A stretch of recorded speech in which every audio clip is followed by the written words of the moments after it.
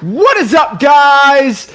Zach Ginn here. Rick in here. And in today's video, we are going to show you I think like a $4,000 or $5,000 weekend seminar on a boat again. And really what we're going to do is we're going to hype you up and really share you and really give you actually real information. So what we're going to do is really share how to make $40,000 in 40 days or less. We're going to give you an action plan, everything you need to know on exactly how to make over $40,000 in 40 days or less with what we call, you got to think of a guru, right? Yeah. So if I'm going to sell you a $4,000 weekend seminar on my boat, and I can tell you this, if I'm going to do it, I'm going to have to do a sexy name, right? So what are the names we can do? We can call it the Ginn method. We can think of an animal, the lizard method. We could put an animal with it. What's a snazzy name I can sell people things, you know? And then I'm like, you know what? Let's just do, I just made something up, you know? So what we did was I kind of thought about it. I'm like, you know what? Let's do this. We're going to call it the 40-40-44 method. And there's a lot of fours in this, but if we're going to make $40,000 in 40 days, we're going to do a lot of fours. All right. We're going to do a lot of F's in that, right? A lot of fours, right? So really got to look at that, right? So I really look at it as this. So this is the method we're going to teach today. The 40-40-44 method. And what is the 40-40-40? What is the 40-44 method, right? The 40-40-44 method is a method where I'm going to show you how to make $40,000 in 40 days, working 40 hours a week so you can get 4 deals. Wow. That's really what we're going to share today. And it's, we're looking at the weekend seminar, right? We start on maybe a Saturday. We end on a Sunday. We start on Friday, jacked up. Do I get a nice dinner too? Oh, of course you get the steak dinner. And then we go on the sunset cruise on the boat. And I don't have to talk about my real business in front of you guys because I'm scared. And you got a jacket and a hat, right? Jacket and the hat. A jacket and then the hat. Oh, yeah. Obviously. And then you need nice tennis shoes with it too. Yeah. So guys, or put my apparently that's the new accomplished look. I don't whatever. Know. So guys, I like the t-shirt method and the shorts and the flip-flops, but that's what we're going to do today. I'm excited. I'm ready to go for you guys. So if you're ready to go, if you're jacked up to learn wholesaling real estate, do us a favor. Make sure you guys hit that like button and subscribe. If you're getting any value from this, hit that like button and subscribe. There's more people watching us live than we can even fit in a seminar usually. So that's why that's the way we do it. But you got to get on a flight. You got to get a hotel. Guys, you're saving a lot of money on this. So if you're doing a ton of money, make sure you subscribe to the channel and everything like that. So without further ado, let's do it. If we got to have a little thing, we got to, the gurus like doing this like weird rap beats and then bring out they edit it all. Like, I don't care. Entertainer, man. We got a DJ. He's going to jack you guys up. It's wholesaling time and we're going to learn wholesaling real estate for free. So let's get it going, guys. Let's do it. Woo!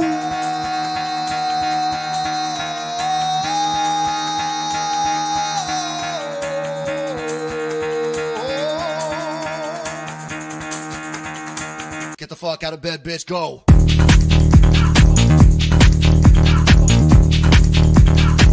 Get up, and they got go.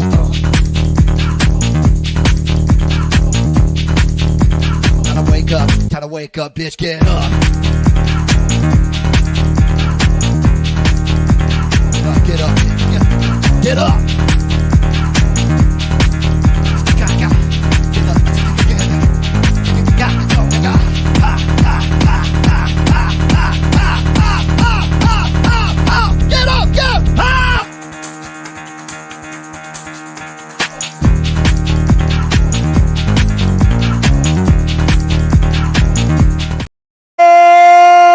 Snap!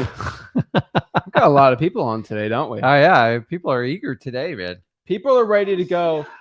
People are excited. People are ready to go to learn wholesaling real estate absolutely for free. So I'm super excited. I'm ready to help the people out. I'm ready to share exactly how you can become as successful as possible in your wholesaling real estate business. So without further ado, let's get into it. Let's talk about it. Let's really break it down today. And it's an interesting method, right? You're going to make a ton of money doing this. And it's not for the faint of heart either, right? Like it does take some work and you're going to put the hours in. But if you put the hours in, you'll become successful. And honestly, what I can tell you is for a lot of people, right, we've had some crazy challenges and thoughts and things like that. And what I can tell you with this method is this method's worked for a lot of people. a lot of people have actually watched what we've done and they've actually come very successful with it. And that's really what I want to help the people out today with it. So let's talk about it, right? Let's really break things down and let's really get into the nitty gritty of it and really share things. And one thing I want to get people excited for, right? Because I do want to say this. We help a lot of people out, and we do want to give it one shout out before we get into everything always when we hop on a live together, because we're getting a lot of people sharing their wins. So I'm going to share a couple of wins I found from people from our last challenge we did and from people just listening to the stuff we talk about. So the first question is, like, if I'm running a seminar, I got to jack you guys up. So I'm actually treating this like a real seminar. So let's talk about the seminar, right? How do I get people to actually pay attention? I got to actually show them stuff for them to pay attention. So let's show some wins from people that actually listen to what we say. Because it's like, who is this crazy guy? Who's this other crazy dude? Why are they screaming? Why is there a DJ? Why am I going to listen to these crazy people? They don't know what they're doing. Let me just share you exactly how you know what we're doing. I'm assuming you guys don't know who we are. So we go here. This is our mastermind, 80,000 strong. I'm going to give a shout out to what our stuff works. So here's Britton. Britton's learning from our stuff. She's out the closing company. A nice $30,000 assignment right there. That's awesome. Let's get it. Excited for her. She's doing well. And then one other here, just shout out to Fernando here. He does a revert. He got another deal from Reverse Rank for dollars, $10,370, guys. So wait a minute. I thought you had to have skin in the game to make wholesaling work. That's what I'm pitched every day. This can't be true. Do you guys realize you can do this? Like this thing where you're going to pay someone X amount of fees, they're going to share all the secrets for you. We have removed that.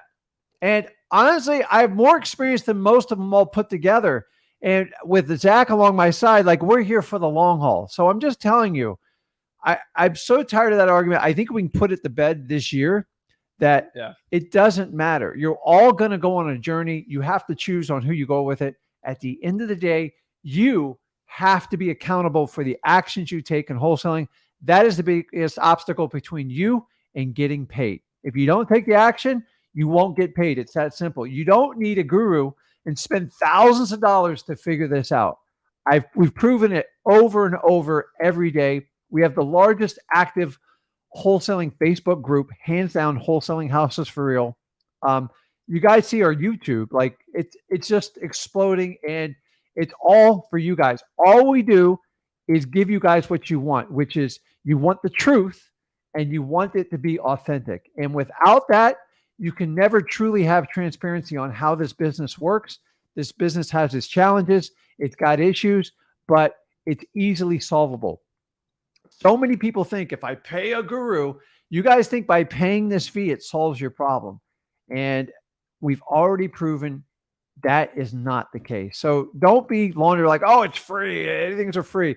Yeah, we're the only guys, actually guys and gals, there's no gals here, but we're the only ones that do 100% free. I do not have a lead funnel to trick you into something. I know it's rare. It's extremely crazy, but you guys have proven it works. And I don't listen to other gurus and stuff like that because you're the only ones that I'm trying to please. I'm trying to give you true transparency on how it works. This journey didn't start. This journey started back in 2003 for you. Like I didn't start in 2015 to go, let me show you how to do it in the greatest market of all time. So if you guys enjoy the content, you have fun, make sure you hit that like button, you hit subscribe, and we want to share this with as many people as possible. So I appreciate y'all. Let's get into everything. And remember, guys, we have a free wholesaling course where we just teach wholesaling because I cannot individually talk to everybody one-on-one. There's too many people, and I'm a broke guru. I make a ton of money in my business, and I'm not here to go answer and go out to coffee with y'all. But I will do some one-on-ones with you guys on when the allowed time that we have. So make sure you guys go to freewholesaling.com, and it's all in there. But really, let's break down the method. So now I said a lot of fours in this method, right? So we're going to do the tongue twister again, but this method is the 40-40-44 method. Yes. And I got to ask everybody a question. How many methods, so technically, how many ways do you think you can do the 40-40-44 method? I want everyone to know in the chat. Let me know in the chat how many different ways you can attack this method. Is it one way? Is it two ways? Is there 40 ways? How many ways do you think you can attack this method? And I figured out, And Chase has it. There's 4 ways to do the 40, It's 40, in the 44 method. All right. There's 4 ways to do it. And we're going to break down the 4 ways to do the 40, 44 method. And we're going to break it down. We're excited, and we're going to share exactly how to do it. It's kind of funny, but it's absolutely true. And that's the way we did it. So let's kind of break down the 4 different methods to do it, right? So let's talk about the first one. We saw that check from Fernando. It's like, what the heck? And I actually posted that check on my Instagram. I kid you not, I had 100 DMs last night. Yeah. What the heck is reverse drawing for dollars? Now, I have 170,000 followers on Instagram, and I kind of got beef with them because we only have 62,000 subscribers. And I'm like, that's 110,000 people that don't subscribe to the YouTube channel, which makes no sense to me. Yeah. But whatever, I digress for another day. So that's why I get hundreds of people that don't follow me on subscribe on YouTube. And they're like, what the heck is reverse drawing for dollars? And I'm like, how don't you know? This is a crazy, like fire your guru. Reverse drawing for dollars is a method we're going to talk about. That's going to be method 1. And everyone rolls their eyes when I say it, but heck, if y'all keep sending me checks and y'all keep doing deals from reverse drawing for dollars, I'm going to keep talking about it. And hey, I don't care. So what's method 1? Method 1 is pretty simple, but this is going to be doing 2,000, and this is for a month. Okay. This is a month. Mm-hmm. All right. Pulling 2,000 drawing for dollars leads and putting 2,000 sticky notes on here. It ain't for the faint of heart. I'm telling you, it ain't for the faint of heart, but making 40,000 is something in the 1% of Americans on income wise. So that's 480,000 a year. I think once you get over 384, 400, you're technically in the 1% of income earners in the United States of America. So if you want to become part of the 1% of income earners in the United States of America, you have to do you have to work harder than 99% of people in America. And a lot of people think you have to work more hours, and it's not about working more hours. It's about getting more done within your hours, because everybody knows there's guys at the gym that work out an hour a day and they don't get anything done in the gym. They talk around, they stay on their phone. Then there's one guy who's got his headphones and his hoodie on going crazy in the gym for an hour, and they're just more muscular. And there's diet, all that stuff. But like, it's more about what you get done in the hours of the day. So 2,000 drawing for dollars leads, that is hustling every moment when you're drawing for dollars and doing sticky notes, answering, doing all this stuff. But it is possible. It's a lot of work. It's a lot of dedication, but there's over 2,000 ugly houses if you're in a decent metro market, right? So if you're in Houston, Dallas, right? If you are in Cleveland, I can guarantee you there's probably 5x that. There's at least 10,000 of these houses you can do, like right now, and there's probably an extra 1,000 that's going to hop on next month, right? Reverse try for dollars, any type of government list you can do. Like we can go on and on forever, but really that, in my opinion, is going to be method number 1. But reverse try for dollars works. And if you don't know how to do it the right way, what to say, all the freewholesaling.com, it's got you covered, right? Now let's talk about method number 2.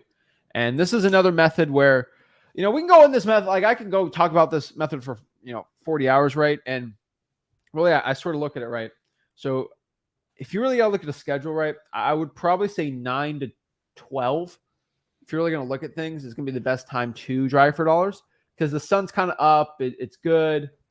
Between you and me, if people are working jobs, you're kind of out of the house during those times. And so you don't have to deal with people reverse drawing for dollars being at the house if that's something you don't want to deal with.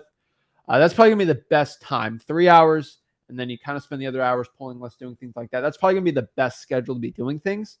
But overall, that's what I could tell you on a schedule there, right? Like, any thoughts on that? You just got to do it. And some people, like, they're always like, what's the perfect time to do this, or cold call, or reverse driving for dollars? Like, again, the beginning is when you can do it is really the best time. And then when you have more luxury of time, then you can start picking it. The reason we give you the suggestions, what time to do it and stuff, it's just because we've spent a lot of time doing this and we know the ideal situation. But don't confuse ideal versus just being able to do it. So some of you guys are on a little bit stricter schedules. Maybe you have a job and you're trying to work out of it. So honestly, it's when you can do it is really the best time. And then as you leverage it and you move down the road and you got more freedom of time, then you can start looking at your data and picking the most opportunistic times to make it super effective. Yeah, I can tell everybody watching this video that when I say 2,000, It's not, it'd be nice to do that, or I tried my best. It's 2000. Oh. Okay. It's like, it's like when you ask somebody, hey, did you run a marathon? Well, I kind of ran a marathon. I've done that before. I walked 26 miles over 4 years. It's like, you kind of look at it like, guys, either you did or you didn't. It's And a yes or I, no. I hate to say that, but like, it is a yes or no. It is the reason why I made this method the way it was. And this is why I literally put a definitive number on it, is because if anyone hops on here and says, Zach, I did the 40, 40, 44 method and I didn't get any deals and you suck, you're the worst ever, and you don't know what you're talking about, I would love for somebody to tell me in the eye that they did 2000. I get this. People hop on. They will have the guts to go tell me that I'm stupid. I don't know what I'm talking about. I will ask them truthfully to your face, did you do 2000? They said, well, I did 1,000 and that's still good enough. Like, no one can ever hop on and tell me that they did this, this, and this, and this is why they didn't do it. And the truth is 2000 is the number. Go out here and do it. Right. I don't really meet anyone that does it. Right. Like, I remember talking to Fernando on it and he was struggling starting out. I'm like, just keep doing it. I think once he hit 1,000, two, 3 deals. Right. It's like, if you put 1,000, at least 1,000 out, you're going to get a deal. Like, if you reverse drive for dollars and drive for dollars, if you are in a market that's not the worst in the world, you're going to get a deal. Zach, what if I do 200? Will that work? See, that's the thing, right? See, like, that's where you guys get in these catch-22. So 9 times out of 10, when we're doing the lives and the questions, are like, I made 500 cold calls, and I'm like, I'm getting nowhere. I'm like, dude, you're just warming up, and you've got to understand it. This is a quantity game.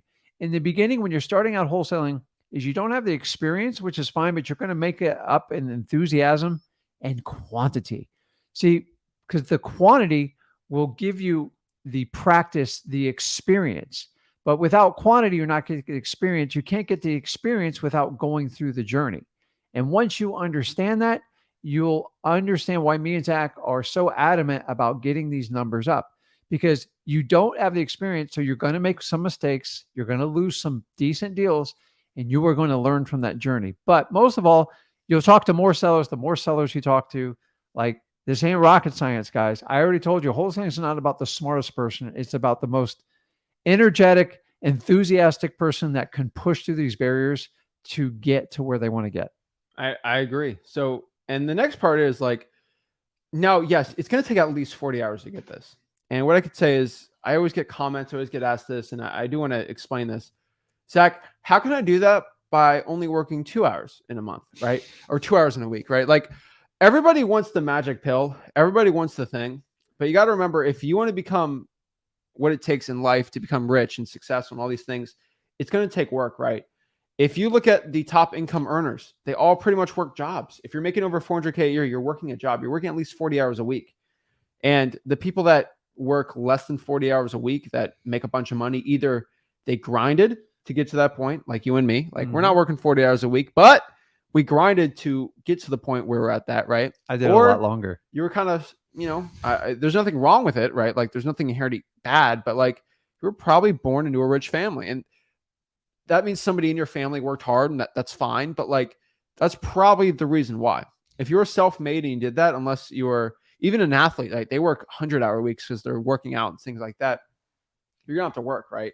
And for 99% of the people at that income level, you're going to have to work hard, and you're not different, right? It's like, you want to get 6-pack abs, but you also want to eat burgers all day. It's like, it's going to be very difficult to do that, right? And there's a reason why having abs or being healthy is something that is an achievement or something great, and people look up to it, because it's hard to do. Making a lot of money, it's something a lot of people look up to. It's great. It doesn't make who you are as a human being, but you got to remember this too, that it's achievable. It's a status symbol. It's all these things because it's hard to achieve. If everybody could have a Rolls Royce, then nobody would look at it as cool, right?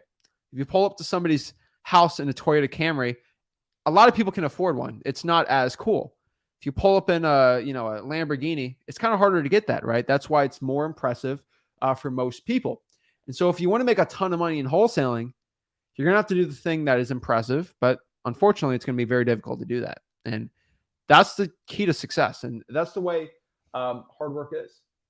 Yeah, it's there's just no replacement for it. And you guys are exposed to more stuff. Like whenever you see any type of marketing pitch or anything, and I can speak for the real estate investing industry because that's my focus and that's all I'm ever going to teach you on. But it is relatable to everything else. Anything that's super sold to you, it's like it's easy. It'll replace this, and you don't have to do it anymore.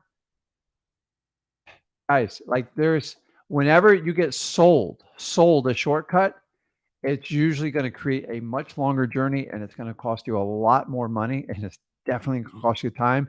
And then it's going to add the hurt and the pain. And part of my mission is to have you avoid it. And so if like just the old saying goes is choose your hard. Like life's not the easiest thing in the world, but choose your hard. So when we talk about, we talk about wholesaling is, do you really think you can get a guru that's just going to give you everything, like make it super easy? You're going to be having abundant sellers. This method's going to kill wholesaling. It'll revolutionize what you do, and you don't have to go through that pain of wholesaling. Do you guys really buy into that? It doesn't work. Or you can just do the grassroots work, just like the method we're talking about today. Put in the time. And guys, 6 months to a year goes by super fast. And when you put in that time, you're going to yield the long-term results, and it's going to make you so fulfilled, so happy, but you have to put in the work. We are in a society where everything is short-term fit. Like, hey, the reality is your phones, which are now called smartphones, which makes us kind of stupid, is they're feeding off exactly what people are craving for: instant gratification. You are not going to get that in wholesaling. And if you do, you got lucky, and count it as a blessing, not as this is the way the business goes. So choose your heart. Just like when he talks about fitness and stuff like that. You can wait. You can either put the work in now and reap the benefits, or you can sit back, do whatever you want. But I promise you, you are going to pay for it in medical time. You're not going to be productive with your family. You just have to pick which one you want to do. Everything in life has a choice. The problem is you guys are sold shortcuts, and I'm just telling you, there is no replacement for hard work, and we want you to be successful. So yeah, and the last part here is just pick your hard, right? Pick your difficult, pick your struggle. In wholesaling real estate, you're going to have to pick your struggle. Either you struggle finding a really good deal, making 20,000, 30,000, 40,000, or you struggle and have a really easy conversation with the motivated seller because you're offering an insanely high price, but now you have to struggle with selling the deal. Would you rather struggle lowballing a seller and being uncomfortable with that and making 40,000, or would you struggle going out here trying to sell the deal, right? I would rather struggle in the beginning. I like getting the hard work done in the beginning and then having the delayed gratification and making 30, 40 grand versus the struggle of trying to sell a deal because it was so easy to write that contract because you gave the seller everything they wanted and you're struggling with the cash buyer, and now you're upset and you have to get a reduction and now you're making only 10,000. Pick your struggle, right? The next part here is picking your struggle. Would you rather struggle in your financial life right now and never actually get to where you actually want to get? Or would you rather struggle getting into wholesaling and then you never have to struggle again? Here's the thing. There's two struggles in life if you're getting into wholesaling real estate. It is a financial struggle and there is a time struggle, right? And if you're starting out, you got to pick which one you want to do. And for a lot of people, they'll quit wholesaling and then they'll struggle with working a 9-to-5 job the rest of their life. And they will struggle just that regular monotonous grind of working and working and working. And I chose a different struggle. I said, that's a struggle that I hate more than anything. I'm going to go struggle in wholesaling. I'm actually going to go work more hours. I'm going to start working 70, 80, 90, even 100 hours a week in wholesaling real estate and struggle with my time and just work all day, work all day, work all day. And then eventually, you know, about after, I think a couple years, once I started hitting about 100, once I started hitting, I think $500,000 a year in wholesaling real estate, I didn't have to struggle anymore because I had a team and I scaled up to millions of dollars. I picked my struggle and I decided to struggle in the beginning and not struggle the rest of my life in a job. And really, if you want to get motivated to get into wholesaling, it's going to suck. It's going to be a struggle, but struggle now so you never have to struggle when you're older. Yeah, listen, a 9 to 5, the guys, I did that. Mine wasn't a 9 to 5. Mine was 7 to 7. And I did it for almost 12 years. And I can tell you, it was an easy fix at the time because that's all I was taught. Like, love my parents to death, but I didn't get a lot of tools, as a lot of you can relate on this. So I went to I tried the college thing. I tried everything. And after 12 years, it didn't work out. I gave up a lot of time. And then I said, you know what? I got so worked up and so frustrated that I go, it couldn't be any worse than what I have now. I can always go back to this. So what we want to do is teach you in wholesaling is you don't have to wait till like that. Mine was monumental. It just built up. And if you guys have a job, you know, I hated my boss. I just didn't like where I worked. I made decent money. I paid my bills. That's all my job gave me. So they did a study, said 70% of the people do not like what they do for a living or the person they work for. So you can either make a choice in the beginning. If you have that opportunity, great. I didn't have that choice, man. I had to like figure it out quick and fast. And so failure wasn't really an option to me because I felt I failed so much. Guys, I didn't wake up till I was 34.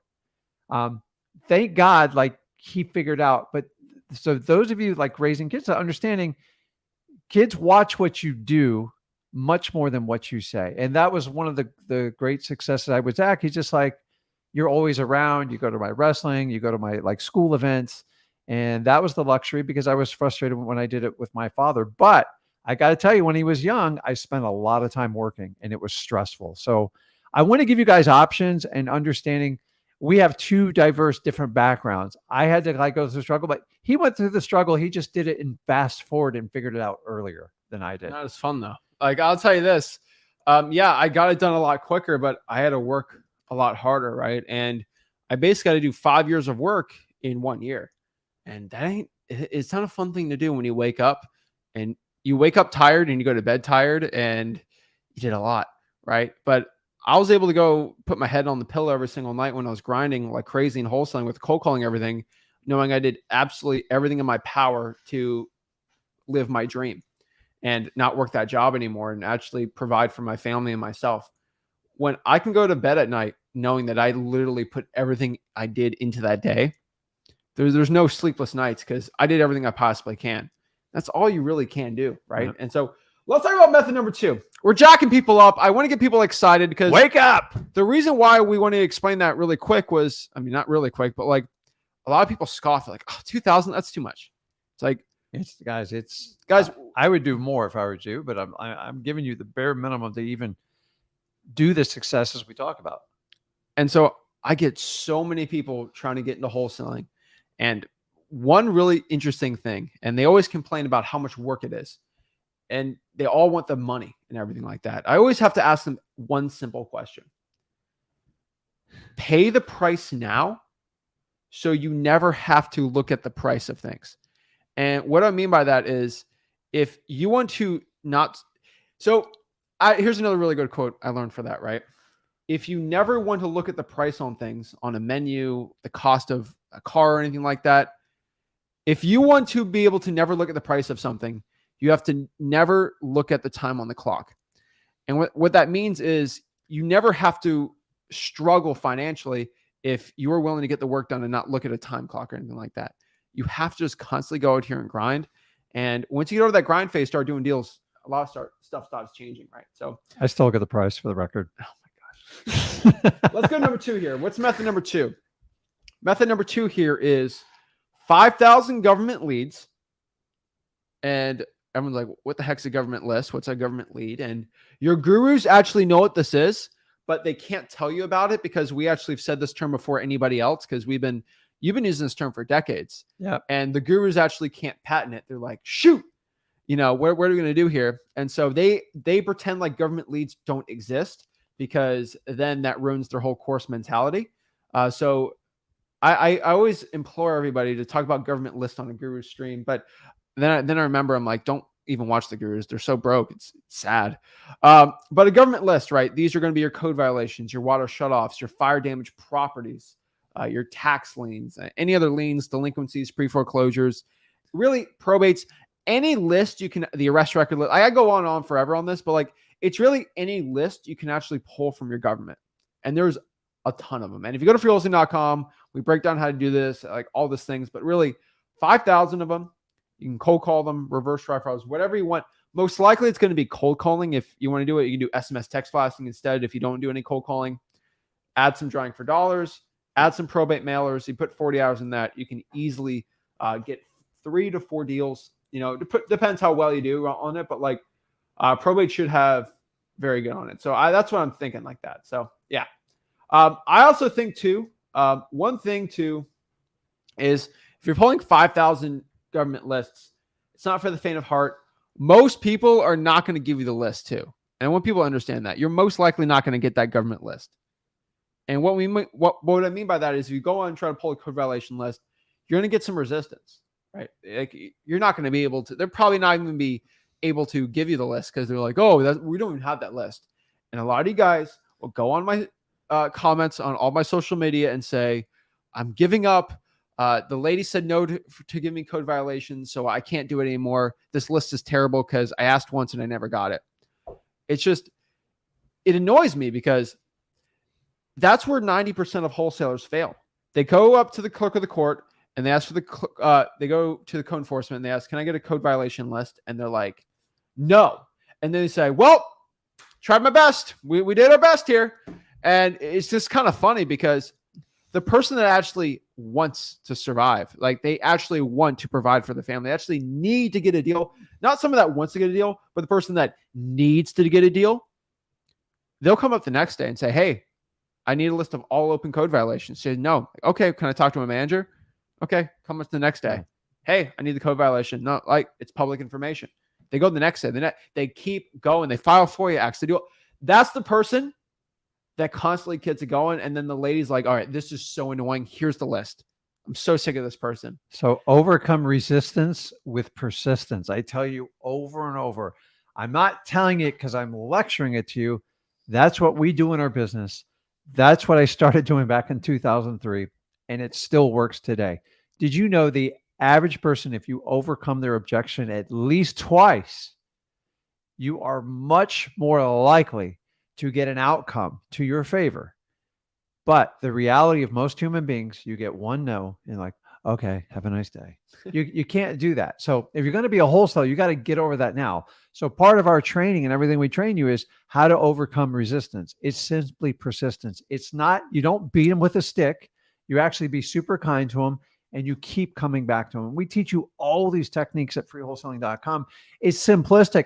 Most of the people teaching this business, they overlook, they just go, what do they say? Go out and get some lists. Yeah. And they're mostly like paid lists because they don't know how to deal with stuff like this. All lists derive from some sort of government list. End of story. The level of effort you want to do with it, but there is no replacement for you guys getting these lists. Overcome their objections twice in a confident manner. Overcome the resistance with the persistence, and you'll get traction in this area. Yeah, I'm telling you, that's the way to do it. And then adding on the probate mailers, we have a free template at freewholesaling.com. Actually, I had to pull the mailers out. Highly, highly recommend it. Probate mailers, absolutely amazing. I think everybody should be doing probate mailers if you can do it. And they're simple. They're simple. Yeah. It's not a ton of leads, just the probates, but they're slow, they're methodical, but man, are they profitable. And for those of you like definitely busy in a job, if I could have made my first 10 years of my business alone just doing probates, because it was like 100 leads a month, very simple. You can even do a handwritten letter if you want to do, but we give you everything you need at freewholesaling.com. I would do it that way. And that's it. And then people call you at their convenience and you go about your life. Remember, that's just one technique. The problem why people they scorn it is it's not super fast. I don't get a deal overnight and it must not work. No. You might have to wait a few months. You might only get 2 or 3 leads, but man, when you get it, vacant house, run down, needs repairs, you can bring as many buyers through you want, and then you can close at your convenience. Guys, they are golden, but there's not thousands of them, and you just work through it. And the people that win in probates are the ones who do it the most consistent. So you might go a few months not getting a deal. Actually, that's most likely. That's how we survive doing it. And we just figured out the person, because most people do probates, they quit within the first 30 days. 95% of people, done. Just keep it going, man. What's the saying? The the tortoise and the hare. It's Tortoise in the hare. yeah. You got to be that tortoise. Just keep on going. I don't care how fast you go. Just keep on going, because you're going to get more traction by being consistent than the person. So you might send out like 2,000 leads in a year. That would be a lot for a probate. It's not really expensive. It's like less than $50 a month for like the materials needed. But you keep probing away. Whereas the hare is going to go, I'm going to bang out 500. I'm going to go back 6 months, which doesn't work at all. And then I'm going to go chase other counties. And then after 30, he goes, hey, Rick, it doesn't work. You're not working it correctly. So, you know. And what I could tell you is if you ever want to watch a movie that's about persistence, and this is a great one. It's, Vision Quest? No. Damn. No. It's The Founder, the McDonald's movie. That was a great movie. That really was. That guy was so persistent. Now, we are not getting what he did to the McDonald's brothers, but like he was extremely persistent, and he never stopped what he tried to do. It was good. He was persistence. And if you look at the end of the movie, he talks about how he became successful. And obviously it was Michael Keaton doing it, but like it's all about persistence. And that's how he became Ray Kroc, a multi-billionaire, make McDonald's what it was because of persistence. And with that, it was absolutely amazing movie. But like, we're not talking about sales tactics, but like I can tell you is persistence wins. And because you pulled up the probate, you couldn't get the list and you gave up, somebody that wanted it more in your market was able to get it because they kept persistence with it. And they were able to get the deal because they wanted it more. The person that wants it more will always win. And if you're questioning yourself, like you want to give up after the first try, you probably don't want it enough. And maybe, and I say this all the time, maybe you just have to quit, struggle in your life with a 9-to-5 job and be at the point where you need to get a deal. And then maybe your mindset will change. I don't want that to happen to you, but really you have to be able to do whatever it takes to get that deal. And it's super important, right? Number 3, this is what I call the tax blitz. And you just think of taxes, right? What was the inevitability of life? Death and taxes, right? And death will be probates, and then taxes is taxes, right? And so let's talk about so we were talking about what happens. You pass away. We can deal with the probates there for marketing. But what about taxes, right? And taxes is a huge motivator for someone to get rid of a property. And so if you can do a tax blitz, you think of any type of motivation that's to do with tax, you do it, right? So what is this? This is going to be your tax liens, your tax delinquency. So people that haven't been paying their taxes at all, the property taxes, tax liens, people that are really not paying it, and they actually might get an auction on themselves. Then you got the state income tax, and then you got the IRS federal taxes, and you can actually pull these lists on. We are just taxed too much. I mean, there's a lot of tax. That's my statement. statement. It's ridiculous, but I gotta have a tax on the license just to. But you make a lot of money, so you. No, I'm just talking about like regular stuff too. It's crazy. That's great. Okay, so we'll make you president. I get distracted easily. But no, so people not paying their state income tax, right? The IRS. We got who's that real estate investor that got hit? The Chrisley people. Oh, they went to. They're going to jail for like 13 years for not paying the Georgia revenue. But it was more than. It was like fraud and all. It was tax evasion with a huge layer of fraud, and it's like if it crumbled. Another TV show crumbles because real it's estate fake. Investor didn't want to pay their taxes. And guys, I just want everybody to understand this. I am not the biggest fan of paying taxes, but the problem is if you don't if you don't pay your taxes, they will literally lock you up in jail. So I pay every dime I need to. I pay a ton of money in taxes, and I do it because my accountant tells me what to do, and I do it.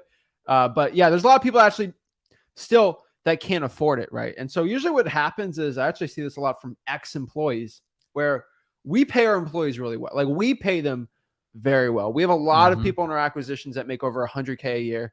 And a lot of these people sometimes get too big for their britches. And they're like, you know what? I'm leaving. I'm going to do wholesaling myself.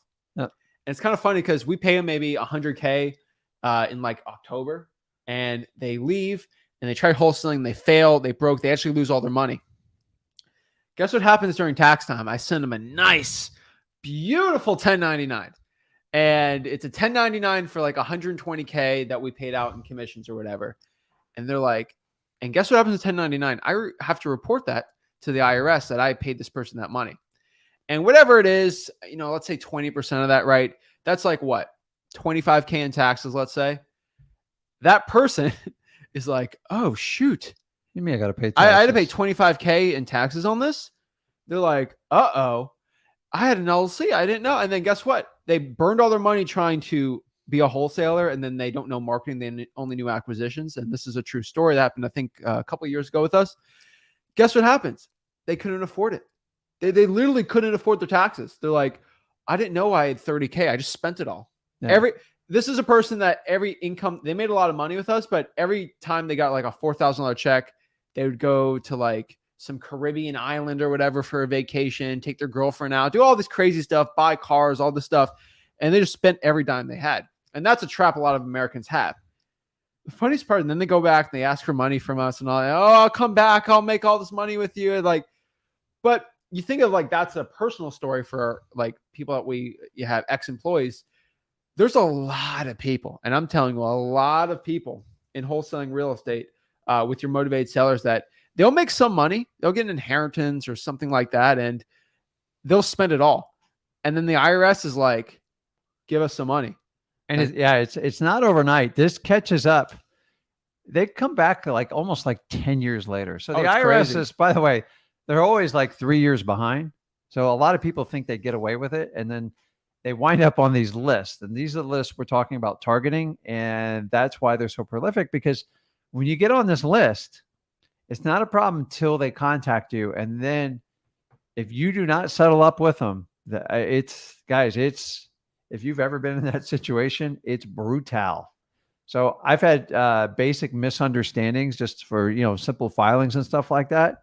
The amount of energy and time it takes to correct this stuff, even if you're on the up and up, but the people trying to deceive, eventually they come after you, and then they have the power to do whatever they want with you. That's why the motivation can get pretty high on these, but they do take some time.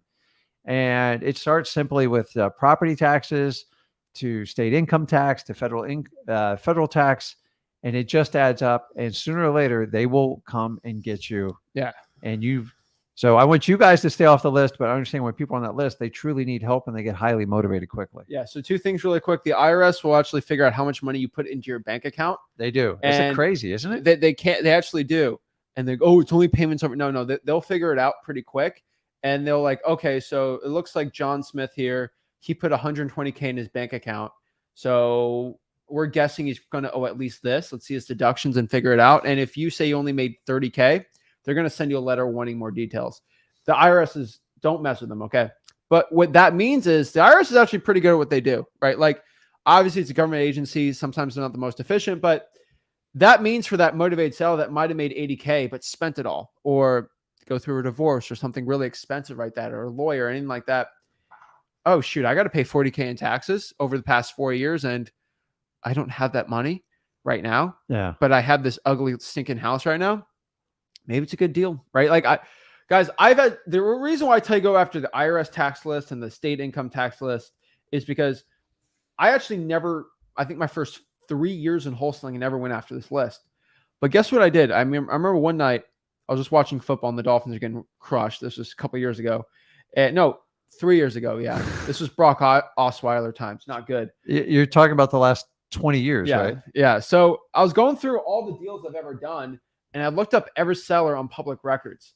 And I found a lot of them actually was behind on IRS tax payments, right? The Internal Revenue Department had liens, and the Internal Revenue Department actually had filings against a lot of these sellers.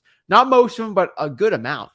I was like, dang, if I just went after that list, which is pretty small compared to like a regular other list, if I cross-reference that, and that blew up our business too.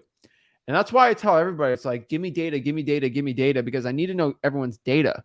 Because once you look at everybody's data, you can really figure out and reverse engineer what you're doing from there.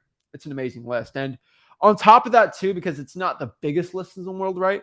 If you're in a smaller market, I would add the tired landlords list, because I call it quote unquote tax time.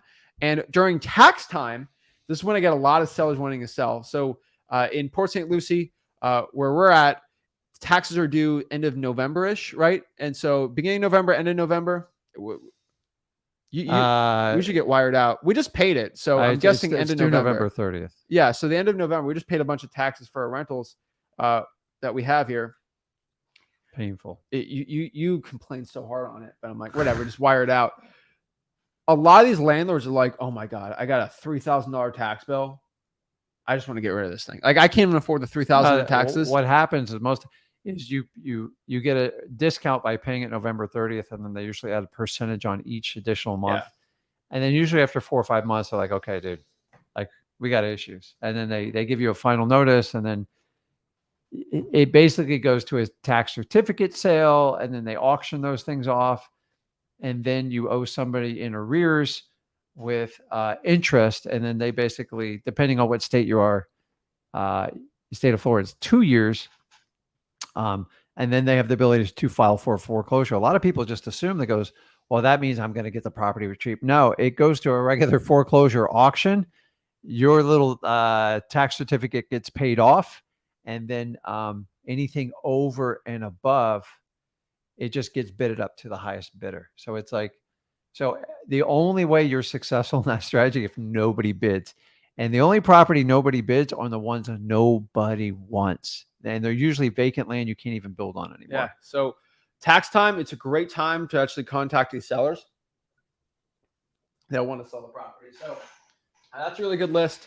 And then the next one is, I call it the easy method, right? I try to put some fun names on these for you guys. I don't know why, but I call it the easy method. I get a lot of people say, Zach, I just don't want to do all this work, or I don't want to skip trades, right?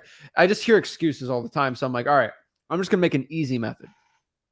Let's add a really easy marketing strategy that people do because they don't want to do a lot of harder work for pulling lists. Easy peasy. And let's add in probates because it's a little harder to pull that list, but it's not a lot of calling. So if you complain about cold calling a lot, add this on, or you should SMS text blast if you really want, but just pull the Zillow for sale by owners and then do the probates. And if you do both of them, I think you should be fine. But guys, that is really my 40-40-44 method, ours. It's a mouthful. It's a lot. You know, I would probably charge $4,000 if I was a guru on this. So you just save $4,000 learning how to get $40,000 in under 40 days. So that's our method. We're sticking to it. And if you have any questions, if you want to learn exactly how to do it, remember, just go to freewholesaling.com or free real estate wholesaling course, and we'll hook you up. We'll hook you up, teach you wholesaling for free, and we'll get it going. So let's answer some questions. Let's see how I can help the people out. One quick announcement I want to make everybody. For Instagram and Facebook, there's only 2 official Instagrams from us. There is Flip with Rick and there's Flip with Zach. My handle is called Flip with Zach. I thought it was funny because you're Flip with Rick. Let's call it Flip with Zach for me. If you get a DM, a message from somebody that's Flip with 2 P's with Zach, or Flip with the I is an L, or Flip with Zach with 2 Z's, or Flip with Rick with 2 R's, or like, just look at the Instagram handle.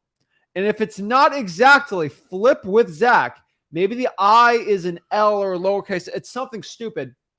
Look at them and just look really quick if it's me or not. All right. Most of the time, if you're getting a DM from any of these accounts with my face on it, there is a 99% chance, unless you were posted a deal recently, that I DM'd you. I don't DM people. I don't have enough time. He doesn't even DM me. I don't even DM you. Okay. Yeah. And so I'll call you. All right. I don't DM people. All right. I don't slide the DMs. I don't really do any of that. Okay. Slide the DM. I don't. So if you got a message from me, I've probably gotten 5 today. These accounts are getting they're getting worse. Okay. There's probably 5 being created every single day. There's no way to stop it. Either. There's no way to stop it. I can't stop it. And one thing I want everybody to understand is they block me. So I can't even search them and report them. They block me on purpose, so I'm not even able to see them. And what they do is they'll follow all the people that follow me on Instagram and then start DMing you. And what they'll do is they'll ask for cryptocurrencies. They'll ask if you're into day trading. And then you guys reply back like you're having a great, oh my gosh, Zach's talking to me, but why is he talking about day trading? That's okay. Yeah. Guys, we only talk about real estate here. Yeah. This is the reason why we've never done all those things he just talked about. We never talk about them. So you're never going to get confused. And the easiest way to understand it, since we are the only people out there on the World Wide Web in wholesaling space, real estate investing, wholesaling, that don't ever ask you for any type of money ever, it's a simple fix. Yeah. So if you know it's yeah. fake if we ask you for anything because we don't do it. Period. I've had people say, Zach, I'm about to wire you the money. I'm like, what are you talking? I saw that on the comment. I'm like, what do you mean you're going to wire me money? Yeah. And then I looked the guy up on message. I'm like, don't wire me. He's like, oh, I was about to wire you $2,000 because he asked for it. I'm like, how? I'm not calling you guys stupid for that, but I'm like, come on, like, guys, use some common sense. If I ask you for $2,000 to wire me, please don't do it. Honestly, please. I wouldn't send anyone a lick of anything on a DM. Okay. Unless you can talk to them on the phone. Yeah. It's probably fake. So like a lot of us are so used to like these stupid smartphones and people are going to take advantage of us. So you're going to have to go back to some old school. Like I don't trust like to the point, like, when you get authentic emails from me and Zach, but like when I get an email from a complete stranger, I don't even open them like we don't even look at them. Like my emails are so deep. I just have somebody sort them out for me because we have to sort through 98% of the crap that comes through it. And it's just exhausting. So it's no shock that they're approaching DMs and PMs. What others? DMs, PMs, emails. I've seen text even. So here's the all thing. Sorts of stuff. On Instagram, if you look at your Flip with Rick, Flip with Zach combined, so I have 170,000 followers on Instagram, which I think is too much, but only about 10,000 people at most are going to watch this little message I'm saying on here. And the people are watching this on the lives are actually an hour deep in the lives. They're the most dedicated people, right? I agree. So we want to and save so them the most. For only the dedicated people are going to know about this. If you're kind of a closet and you want to send $3,000 to a guy from somewhere, who knows where, go do it.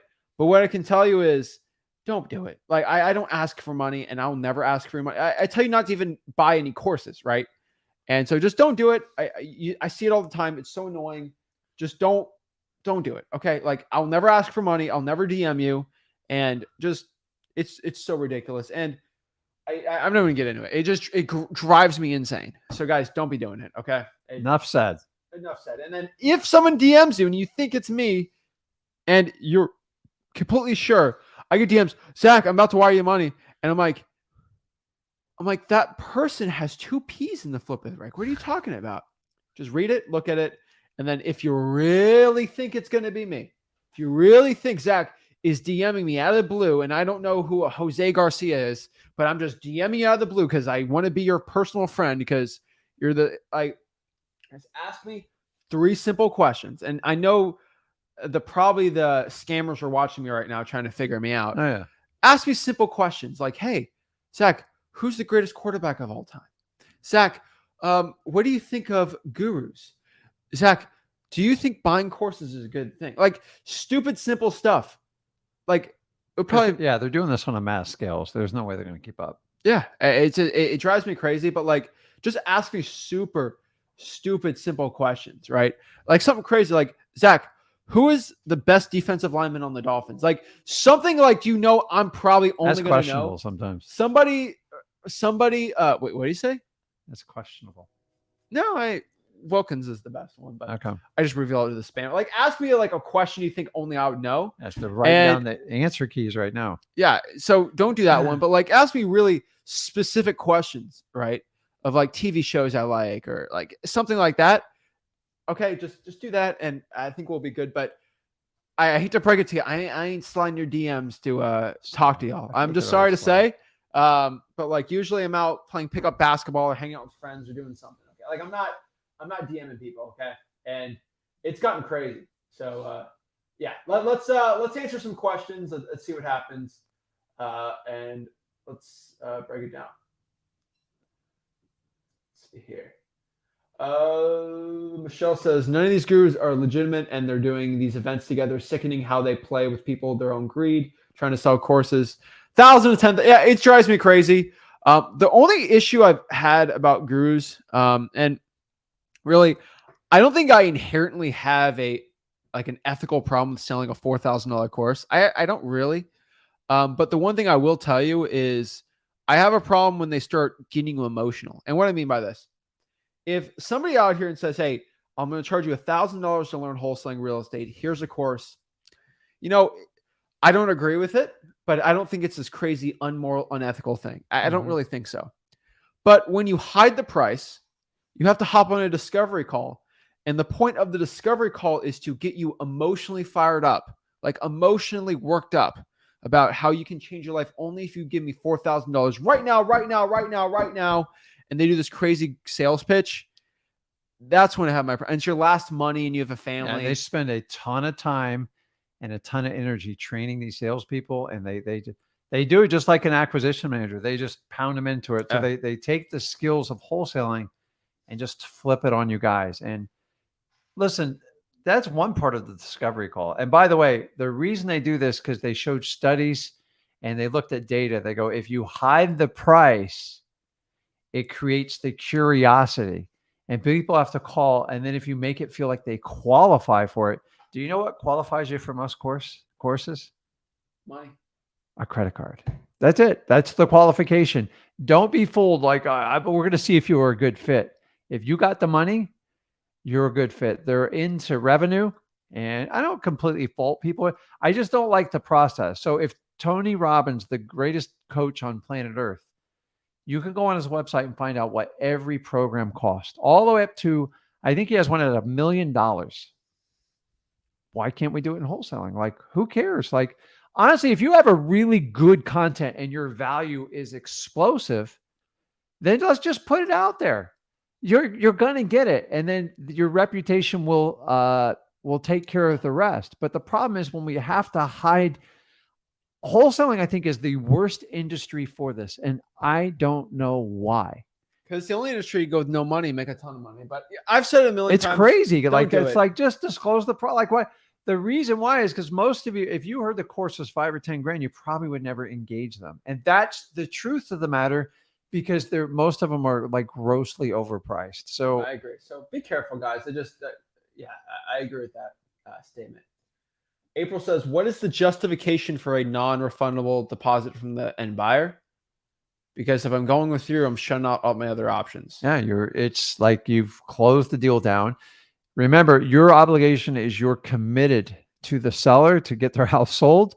You can't be fishing around. Like, so if somebody commits, go, hey, I want that property, you've got to make sure their commitment's real. The only way to keep people completely committed is make them financially vested.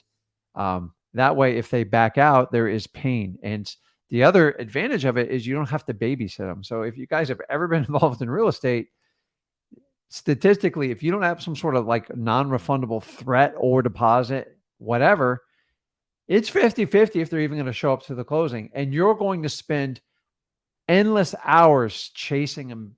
Hey, you're going to show up tomorrow? Well, I got something going on. Maybe, hey, you know what? Can we renegotiate that deal? I don't like it. No. You already have a $5,000 non-refundable deposit. Like, you're in. If you don't want it, then that's fine. You lose your deposit. I'll move on. That's it. You have to let them know. This isn't like, you don't want to be an option. So you don't want to be the backup date to the prom. You need to be like the queen and the princess. And don't ever let anyone make you secondary. And that goes for life in general. If you're not the king or the queen, get out. It's not worth it. You don't want to be anybody's backup. The same thing in wholesaling. And the thing is, you're most likely asking this because a cash buyer says, why is it going to be non-refundable? No way. Give me a justify that to me. Because next, that's it. Like, hey. And guess what? That cash buyer is going to screw you anyway. So you just saved yourself the pain. They're looking to screw you. And most likely it was a wholesaler trying to daisy chain you. And they're trying to get you out of it. And they're trying to make you, honestly, they're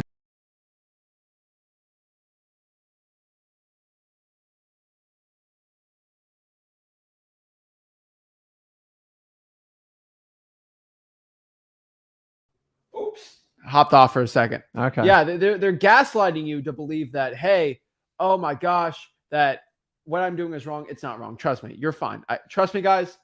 It's most likely somebody trying to flip you off. Now, the gurus try to hop us off the stream. They try to hack us. I'm telling you, the gurus can try to hack us, but we have our own hackers in the back end trying to help us out. So don't worry about that. But April, do not stop on it. It's non-refundable. That's the way it happens. Next question here. So Raymond has a question. I'm not going to answer it, but I'm going to answer it in a different way. Raymond, so I'll tell you this.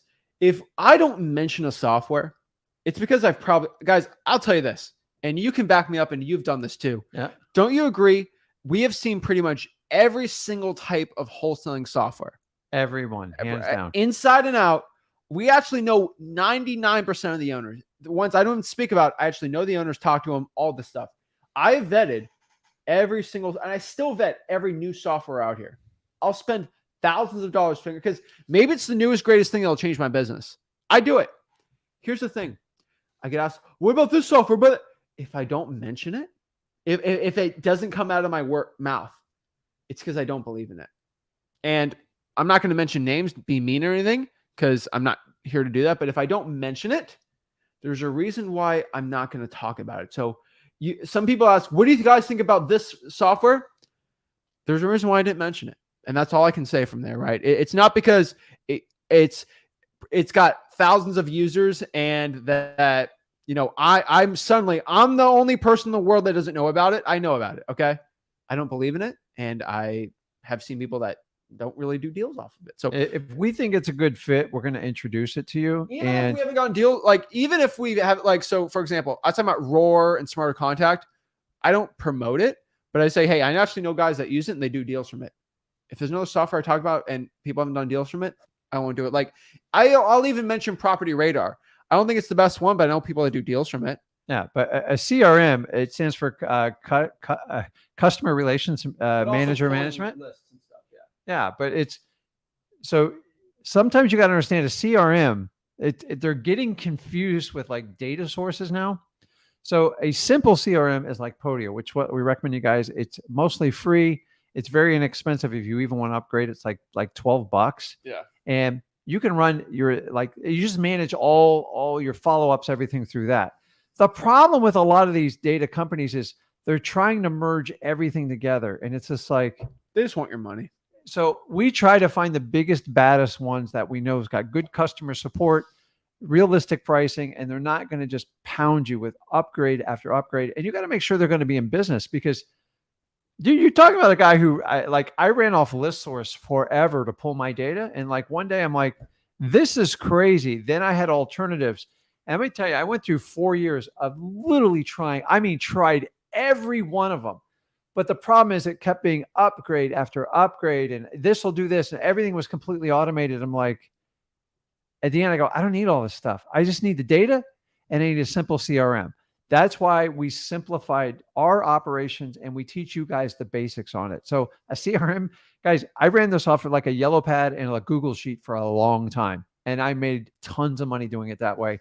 To understand a CRM, a true CRM, which you hold all the data for your customers, it's going to help you be more efficient and it's going to help you scale your business, but it's not going to wholesale houses for you. Yeah. So just guys understand that. And then let's answer some other questions real quick. There's some one-on-ones after too. Gem Z says so they want to know what's my top 5 markets I recommend currently. Well, I actually did a video on that, so I can kind of break them down really simple. So my top 5 wholesaling real estate markets, I'll tell you, is number 5 here is Dayton, Ohio. It's in the Midwest. It's an up and coming market. Real estate's cheap. Population is good. That's something I love. Number 4 is going to be Detroit, Michigan. I absolutely love Detroit, Michigan. Kind of the whole Wayne County area. Amazing. Over 600,000 people in Detroit. Really cheap property. You get them locked up for 20, 30, 40 grand. Number 3 here's Macon, Georgia, right? Very cheap, very effective, and really good properties with a lot of motivated sellers and a lot of cash buyers. Number 2, a little more expensive, but you make a ton of money. Virginia.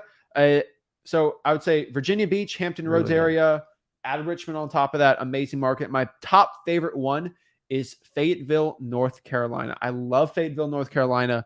Still one of my favorite ones. It's Cole World. J. Cole's from there. And it's got a military base, so it's amazing, guys. If you really want to look at a good wholesaling market, if it has a big military base, it's going to be pretty good. And you look at a lot of these markets, they have one. So that is my top 5 wholesaling real estate markets for 2023. Tristan, he's listening to what we're saying. He knows what we're talking about. So Tristan says, learn the ropes before you hire a VA, get $100K for it. Yeah, I always say that, right? Make $100,000 before you get a VA. You can't train people unless you know the process and what you're doing. And you got to go through the journey. Some people, like some coaches and stuff, will teach you, hire a VA to do everything you don't want to do. Well, you haven't done anything. Like, how are you going to train them? How are you going to manage them? How are you going to pull up the KPIs? you got to kind of walk through the journey. Like it's no different than any other business. And you got to like fight through the journey. And then when you get so overwhelmed and you can't manage your leads but you're making plenty of money, then you can start considering doing stuff. But like right off the bat, $0, really bad move in my opinion. Yeah, I agree.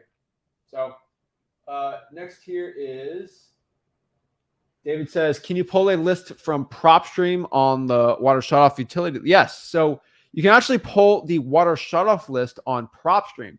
Now, quick hack here. All you really got to do is go to the liens section in PropStream. And then from there, you go to the liens and then you go to the utility liens. Now, it's not exactly the water shutoff list because the water shutoff list is usually done after a month or two of non-payment. But the utility lien is when somebody doesn't pay the water for about 6 to 12 months. So it's not as perfect, but it's the best hack to get the water shutoff list for basically free because you go to listrei.com, try PropStream for free. It's quick, easy, and efficient. It's an amazing one to be doing on here. So next one here, we got store. Ibrahim. Yeah, what's up? How are you? I'm good. How are you? You can hear me? Yeah, loud and clear. What's up? How can we help you out today? Oh yeah, man. I got I've just been watching you for like 1 week now, probably. Okay. And I've been writing down a ton of questions. I'm halfway through your course already, so most of them have been like answered just watching the course slowly and surely. Awesome, man. But let me pull this up. Pull it up. All right. So let me see. So on the course, when you were talking about assignment contracts, right?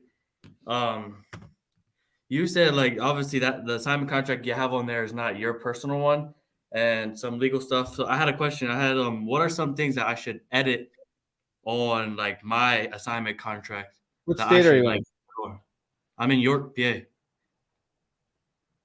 Where? Pennsylvania. York, Pennsylvania? Yeah. Yep. Go to a title company and then ask them, what does this contract work? And they'll Yeah, probably I've done that already.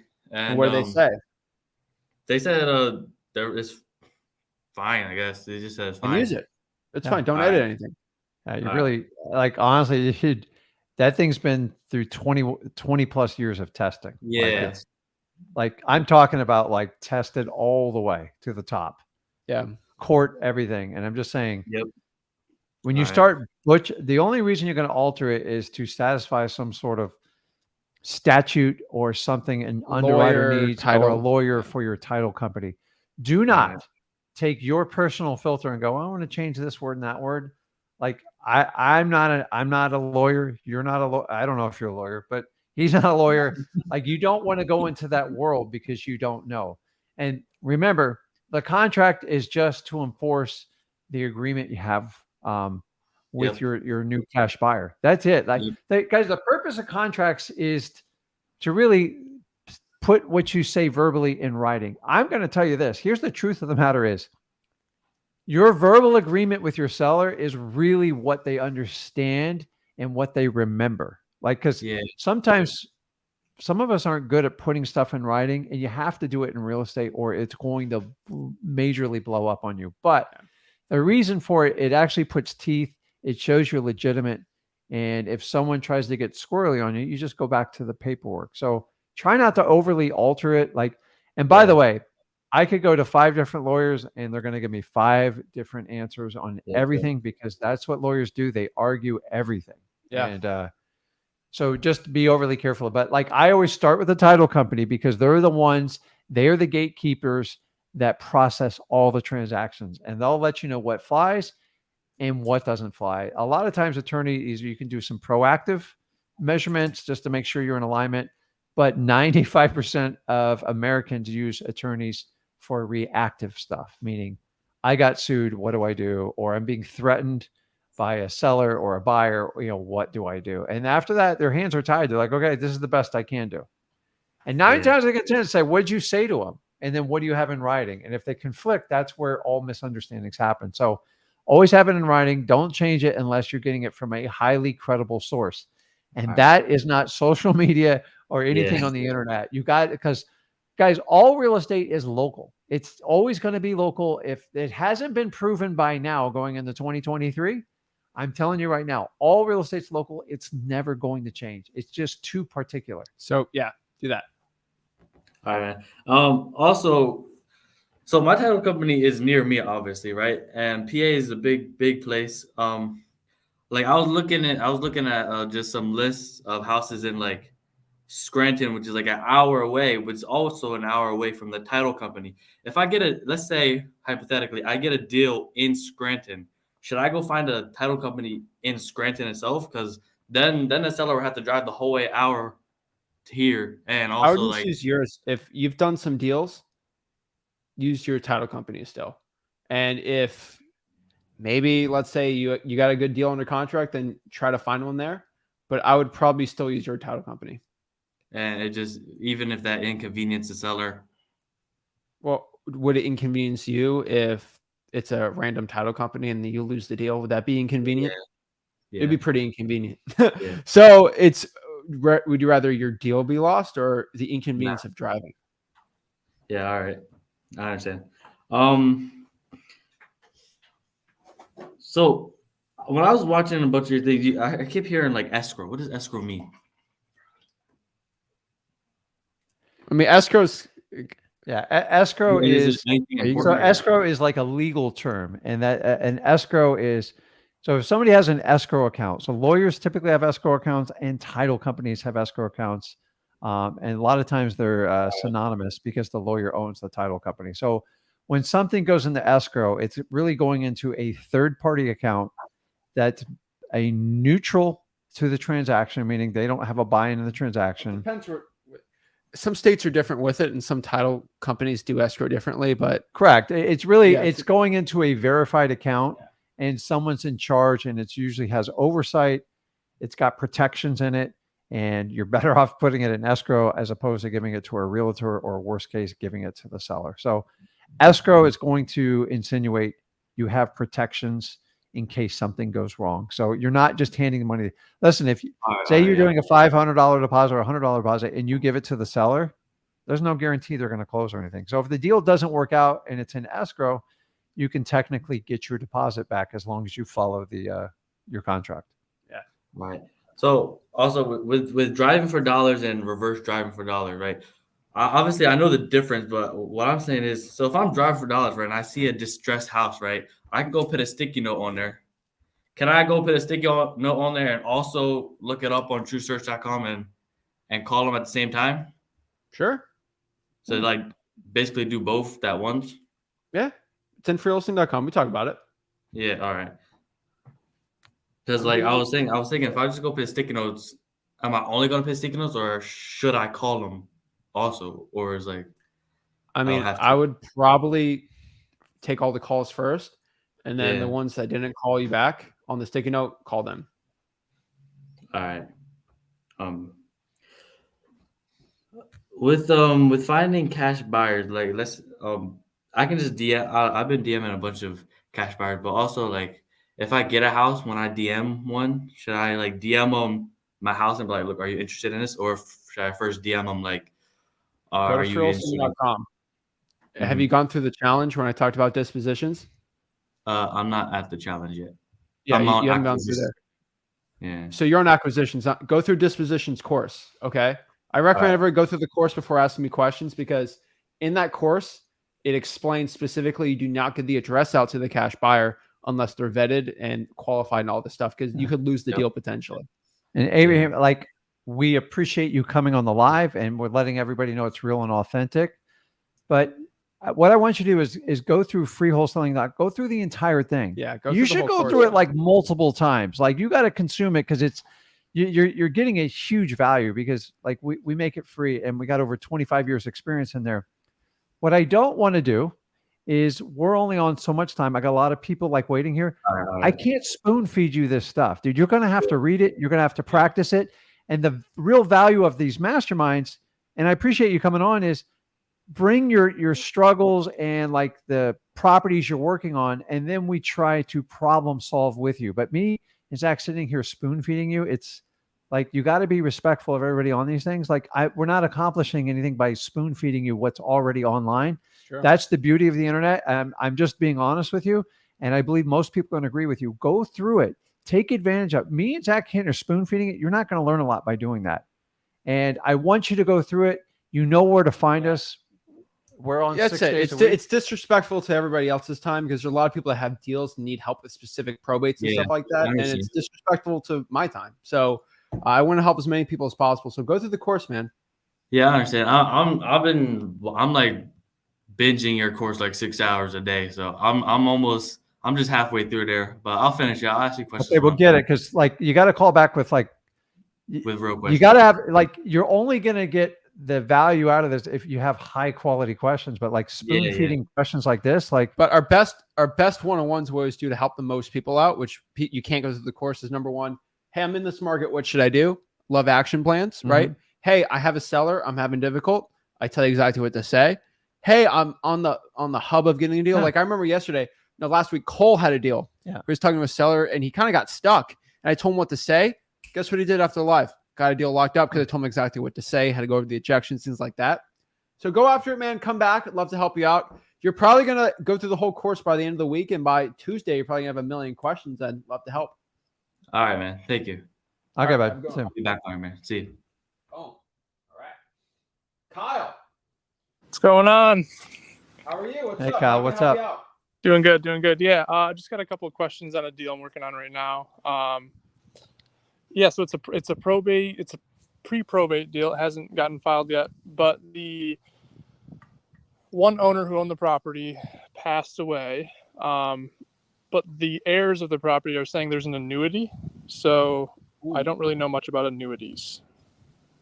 So is that an investment vehicle or were they receiving annuity? Like what kind of an annuity? They said they were, I honestly didn't even know what an annuity was. But they said they were working with an attorney and trying to get it all squared away. So I don't know if the two heirs, which are the sisters of the past owner, are beneficiaries or not. So I'm really not sure. So here's the cool part. Annuity really, like I'm talking, was this an older person? Yeah. Yep. Older. It most likely was an investment vehicle, which in easy terms is it's kind of like stocks. We don't care. Oh, the person that passed away owned $500,000 in, Walmart stock. I'm not wholesaling that. So I don't care. The annuity, I could care less. It's the property that I care about, right? So unless the annuity was some REIT or something or real estate they own, which it's definitely not, most of these annuities, you don't even have to think about it. So I wouldn't worry about it. Look it up, see how it works. But for most annuities, it's like, all right, I give you $500,000 and then I'll get $600 a month. Like a predictable income. So it wouldn't be something you'd have to deal with unless it's associated to a house or something like that. There's so many variables, so many of them, and it just sometimes there's a cash out at the end. But the only effect the annuity, it's going to have no effect on the property. I assume that there's a property you're interested in, right? Yeah. So the only thing the annuity is going to qualify what type of probate they have to do. For the majority, most people, the biggest asset they own is their home. And for that, they can kind of do what we call this, to simplify this, like an express probate. If that's it, and they have a limited amount of assets, which most people do, then it goes easy. Now, when people start to get large, when people, like somebody passes away that owns a large corporation, or they own like a ton of real estate, the probate can get complicated. So, so each state has a threshold. So one of them's, single or married. And then the only direction you need to get, and by the way, you can easily get this from your title company or a probate attorney that's associated with the title company. The only reason I would even be interested in that information, if they have millions of dollars of asset.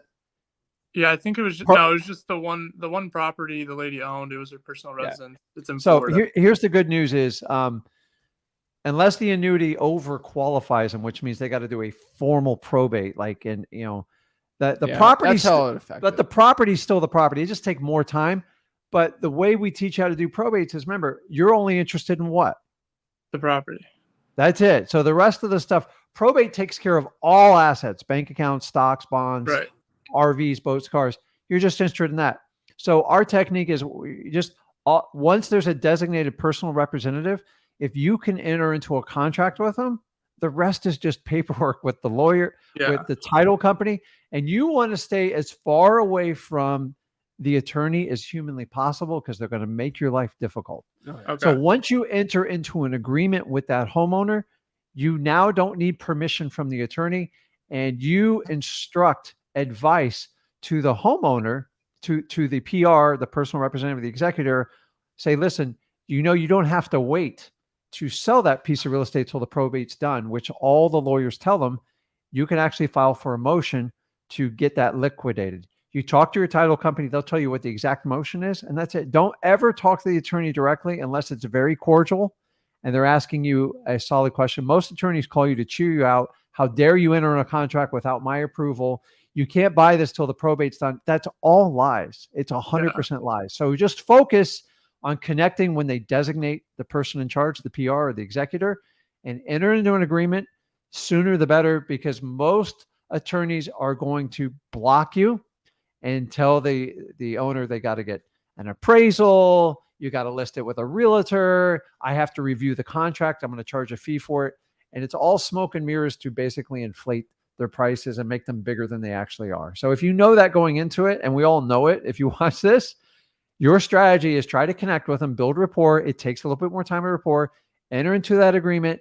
Once you have the agreement, you have a ton of leverage. If you do it the other way, you'll rarely get a deal. And that was my technique on why I got so successful at probates. And that's what I share with you guys. The annuity has nothing effect other than the type of probate they're going to do. Okay. So the annuity, with an annuity, like they can't, the beneficiaries can't receive the property just from an annuity. It depends, man. Okay. Annuities can be very, very complicated. I'm not an annuity expert, but remember, if the PR usually knows what's going on, by the way. Okay. So if the PR knows what's going on, they'll tell you, hey, here's the deal.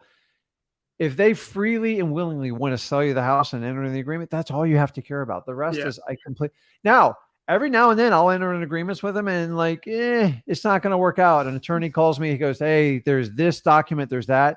That's not my job. I'm not going to sit there and decipher through all that stuff. Nor do I want to enter an agreement on someone that legally doesn't have the authority to sell me the house. And so by designating the PR, that usually clarifies a lot of the stuff. And then it's the PR's job on how they want to liquidate each asset within the probate. And listen, I've entered in agreements and found out you can't do that because of this document or it's a complicated trust. I'd rather just get it under contract and sort it out later, right? Yeah, that's. And then even in the end, they'll still wind up selling it to you once the title clears. The only difference is A, it's going to cost you more, and B, it's going to cost you more time. So you don't need to be a lawyer and be an expert on how to do probates. You've just got to find people that are in probate, the PR specifically.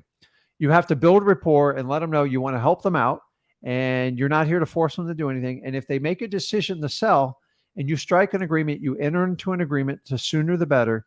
And then you'll sit back and follow directions from a title company, from the seller, and if you need to, with the attorney. But at that point, the only thing the attorney can do to stop you is show you a legal document why you can't do it. Don't worry about that. That's like a very small, minute chance that they're going to do something like that. I agree. Okay. And I'm not an annuity expert, so I can't go into detail without. And even if I looked at the policy, you wouldn't want my advice on it. Okay.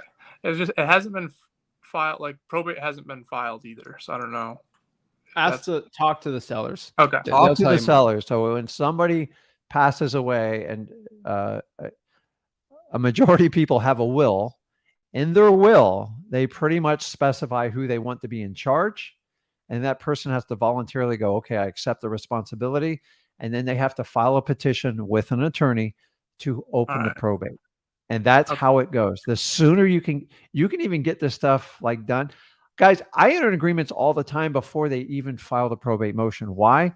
Because I get a commitment from the seller, and a commitment goes a long way. I agree. Yeah. Okay. So that would be my next question is what do you think, how should I word it, of getting this thing signed quick? My next phone call, I want to try to get it signed. And they're motivated. They're motivated to sell. They're yeah, we want to get rid of this. They're out of state. So certainty. and leverage the current market conditions. My God, dude, like this is the time to do it. The offer is only going to get less. If they let that thing sit in probate for a year, do you think your offer is going to be less or more in a year? Less. It's going to be less. Let me know. Plus, you got you said it's in Florida, right? Yeah. You got hurricanes. You got utilities. Insurance is a nightmare in the state of Florida, and most people in probate, if they're highly motivated, they just want certainty to get the property done so it doesn't eat them alive in their estate. And in the state of Florida, if you own a property for like a year or two while it's waiting probate, I guarantee you're going to lose a lot of equity in that deal. So leverage current market conditions, but most importantly, leverage certainty and your confidence to get the deal done. Okay.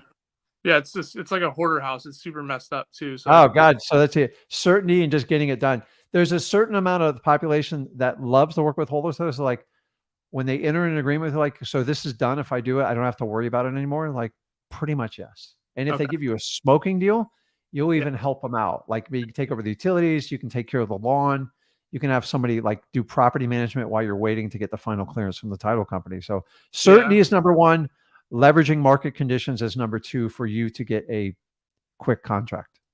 Okay, awesome. I appreciate it, guys. Thank you so much. Okay, man. Good luck, Kyle. Yep, thanks. And people often, they don't take the value of people's certainty. If you ever had one to go, man, if you could just fix this now, I would do anything. Yeah. And that's where the motivated seller comes from. Have you ever had something like, if you could get this done and I know it's done, it's like, whoo, it's off my chest and it's done. That's the value of like probates. And if you find the right motivation, it's a win-win for all parties involved. I agree. We got Corey. Hey, Zach. So, can you hear me? Yeah. Corey with the hoodie. Yeah. I love it. He's the guy in gym pumping it up with the hoodie and the headphones. Oh, yeah. Man. So I took your advice on doing the Pittsburgh market instead of doing it virtually in the Pensacola like I talked last week. So I got close to 400 leads and I got a bunch of motivated sellers. I got this one in Aliquippa, but my market, and I'm actually talking to a realtor right now just about because I accidentally called him calling a property. And he was telling me that the Pittsburgh market is very weird with the comps because every part of the city's different. So I have what? It is. Yeah. So like that's why I'm struggling a little bit. Two of the properties were duplexes, and the realtor saying that the one he's a realtor, but he does wholesale on the side, he says. So he's kind of helping me with my numbers, but at the same time, you know, I also want to try and fail by myself. I'm going to fail, you know, instead of so I don't want to necessarily go with him, but I'm also just kind of having him help me out. But like I said, I have the one duplex. The dude wants 86,000, but I know because from watching your videos, multifamilies are a little bit harder to comp. So I got the rents and stuff. And then there was this other guy that I was talking to. He has a fourplex, and from what Rick said, he was kind of saying, well, if the price is right. So I haven't really been pushing too hard for him because he doesn't seem like he's very motivated. But that's a game show, man. Yeah. So you'll never get anywhere with that one. Yeah, that's why I kind of stopped. I just kind of gave up on that one. But I have this other property. The house is a complete nightmare. I went over today and took pictures of it, and the seller, he wants 20,000 for it. But the comps, I'm having a hard time running the comps. I found a comp after repair value, it's worth about 120,000. But this property itself, it's been vacant for 5 years, he says. But he's wanting 20,000. He's supposed to be, you know, fixing it up, but he's saying I consider a cash offer because, you know, I'm working a lot. I don't have a whole lot of time to, you know, work on it. So just from randomly, because there's not a whole lot of comps on the street, so that's why I was having a hard time. I shot him an offer because I tried talking to him on the phone. He said, I don't want to talk on the phone. I'll do text or email. So I'm like, so I just randomly shot him an offer of 6,000. And he goes, I was looking more around the 20,000 area. But I was talking to the realtor and I was like, look, this guy wants 20,000 for it. I have pictures. I sent him the pictures. He gave me a thumb up. Hasn't really ran the numbers or anything yet, but I'm just trying to figure out do you have any recommendations on how to run the comps in the Pittsburgh area? Like, should I talk to more realtors and stuff to get the information? Because I want to try and give this guy an offer and get it under contract. But if I get it under contract for 20, I don't even know if I'd be able to sell it, for 25 because of the condition, because it's very hard in this area that I'm doing it in. Yeah. So you got two things going for you, right? If it's a multifamily, just know it's no. Yeah, no. For the one deal. For the 20,000, that one's not a multifamily. No, I know. But for that yeah. multifamily, a lot of buyers want that. And so for the deal you got right now, here's the funniest part. I personally would probably not know what it's worth. We have deals right now where we don't even know what the thing's worth. Clueless. But like I've said this before, it's like, do you know how much a pair of Air Jordans, whatever the one in 2004 pristine is worth right now? Yeah. No, I have you no do? idea. No. Do you know how much? Do you like Pokemon? No. All right. I don't either. So you don't like Pokemon. Do you know how much a pristine Charizard card from 2004 is worth? You have no idea, right? No. No. But guess what we're going to do? Let's go ask a Pokemon expert how much he was willing to buy it for. Yeah. And that's because we don't know, right? We can talk all day about it, but like, why don't we just ask people that actually know what they're talking about, what it is? Like, it's like Pawn Stars. Let's go ask the expert. Yeah. And you just get a range. And so really what I can tell you is if you can generally find a range of what it's worth and just lowball the seller and you're kind of having some conversation from here, it's kind of weird is only going to do over email. On this specific example, what I would do for you is because you can't in person, you could probably get this thing locked up for 10. Over email, you're probably going to be stuck at 15. So $5,000 is worth going and seeing the guy. Say, you know what, Mr. Seller, have you seen this house yet? Yeah, I took pictures of it today. Like, does the guy live near there? No, he doesn't. He has a lockbox on it because I tried to meet up with him yesterday. He goes, work. That's why I have a lockbox on it because I wanted to, see the interior because he was like, it's not livable. So then I went over and looked at it, and it's in bad shape. It's almost like that house that I saw on your live or one of your videos yesterday of the house was just completely, and then it was demoed. But from the pictures, it looked like crap. So that's kind of what it is. Like, it's extremely run down. But in the Aliquippa area, even after repair, I feel like a lot of those houses only sell for 60 to 80,000 to 90,000. So the ARV on those homes aren't very high because it's a very bad crime area. So that's why I didn't know because it was completely run down, if 20,000 would be too high. But if he's not going to sell it for anything less, would I be better off, just trying to get it under contract and maybe just winging it to try and see if I can find an investor that, would. So you have two options here. You have two options. So one thing I would probably tell you to do, and I'm not a lawyer or anything, but I could tell you try this. Try to get him at like 12. Well, that's what I'm going to try and do. I'm going to try and get him to 60% of what he was asking, which would be about 12,000. But I have a feeling that he's not going, but I'm going to try anyway. I'm going to try and get him as low as I can. But hear me out, Corey. Maybe get for 12. Maybe he's like, no, 17's. I'm like, okay, you know what, Mr. Whatever, we can do 17, but I'm going to have some people come by and give me some inspections on it and then just really give me some good quotes.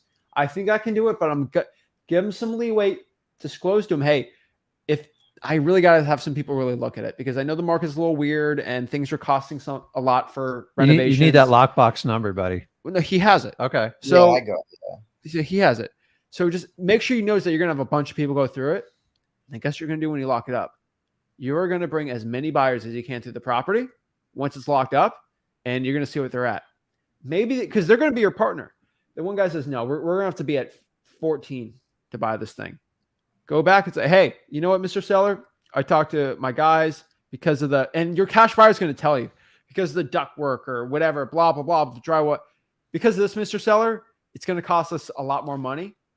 We're going to have to be around 12,000 or 10 on this. Okay. He says, no. Okay, no big deal. Just let you know, I'm going to have to get out of this because unfortunately it needs a lot more work than I thought. Understandable. Okay. That's going to be the best excuse you're going to have for it. And I'm only saying this because you have a lockbox, and that is amazing. Yeah, and make sure you build the longest contingency period you can, inspection, so you have enough time because cash buyers are slower in this market. Oh yeah, and these 7 and 14 day turnarounds are challenging now. So for my first deal, I was probably going to do a 30 to 60 day. I agree. Like it gives you leadway. And then what you'll do, Corey, through this process is, remember how I always tell you guys, all real estate is local. This is more true in your market. We have the same problem here in Florida. I go like one block over, and it's like night and day as far as pricing and values. And I started out in some really rough areas when I started doing this, and I had the same challenges as you do. And like, so sometimes you put it under contract, you make the best educated decision, and you build in a 30 or 60 day contingency, and then you get feedback from cash buyers. Yeah. And then if the deal doesn't work out, you either renegotiate it or you get a life lesson on like how to comp your neighborhood. And after a few months, you go, okay, staying away from this side. This side works, these types of deals. And there's no, I wish I had a piece of software that would give you all that stuff. That's why all real estate is like local. Your worst case scenario, guys, and even if you're struggling on something like this, figure out what the land value is and like just try to get a slight discount on that worst case scenario. Yeah. Flipping over to the second property, do you want to take that one on, or what was it? A duplex? He's doing the duplex. Same thing, man. Figure out what. Go ahead. So the duplex, like you said, from the first call, he said 86. So I told him I wanted to get more information. The realtor was telling me, to get some information on the leases, the rents, and, all that. So I contacted him yesterday. He's supposed to send me pictures of it. From what I know, it's in pretty decent condition. He said the one unit's running for $550 and the other one's running for $580. So, and the realtor texted me back, and they pay all utilities. The tenants pay utilities. So what's that? How much are the rents? 550, 580. Okay. Yeah. So he said that, because he said he's from Oregon, so he's an out-of-state owner. He has a property manager, fix everything. He said it's in good condition. He's never had problems with tenants, even during COVID, not paying rents or anything. And the realtor said, if the tenants find out if the tenants pay utilities, he said if they pay utilities, it'd be great cash flow. So at 86, the comps were hard on the multifamily, because at first I thought it was kind of the same as single family, but then after I watched your videos, it was more based off of the NOIs and stuff rather than the actual comps. So I was thinking that I was going to try and call him back and see if I could get it, for maybe 75. Cause he said about 5 years ago, he had an offer for a guy who wanted to buy it for $74,000 with 10% down and over 20 years. He's like, I'm not doing that. I'm not going to be alive in 20 years. So do you think if I could get him down, to 76,000 all cash and sell it to an investor, that would be good? Like 76,000 with $1,000 in rent plus the tenants paying utilities. Like, do you think it'd be a hard sell? I guess you could say. Give me that book. This one? No, right. Yes. Corey. Okay. Yeah. Go for no. He's going to say yes to that. Go for no. Okay. So let's do this. Yeah. What's uncomfortable to you? So that's because that's what I've been. 75. You're thinking about it. Let's go 20% below that. 60.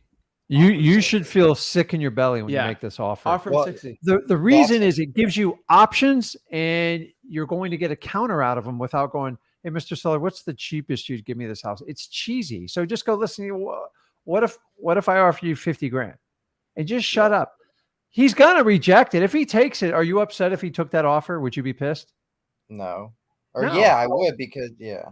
Well, yeah, I would because yeah. So it's psychological. Did you know, like, if I turn around and like, I've had this happen to me, like it's embarrassing how many times it's happened to me. I've made people what I thought was a low offer, and they go, hell yes. I'm just like, how am I getting screwed? Yeah. And you start going through all this BS in your head, and like, your worst case, that's why you have to have it brutally low so you can invoke a response, because 9 times out of 10 said yes, they're probably hiding something pretty major on you. Yeah. And you have no chance of ever renegotiating it. So if you start low, and number one, it's psychological because now you're going up and he feels like he's winning. Okay. Yeah. Number two, you get a counter out of it without doing this cheesy line. If I paid you all cash and close quickly, what's the least amount you'd take? That's how I was taught 20 years ago in this business. Everybody snuffs through that. So you guys got to go brutally low. How old's the gentleman? I want to say he's probably in his 60s or so. Yeah, 60, 70. So I it's, did that on the first property because I'd been following you guys and you guys kept saying tell me go for no. So that's what I did on that other fourplex.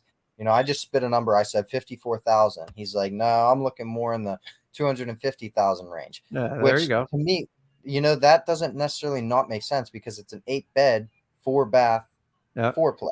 All 4 units are rented out.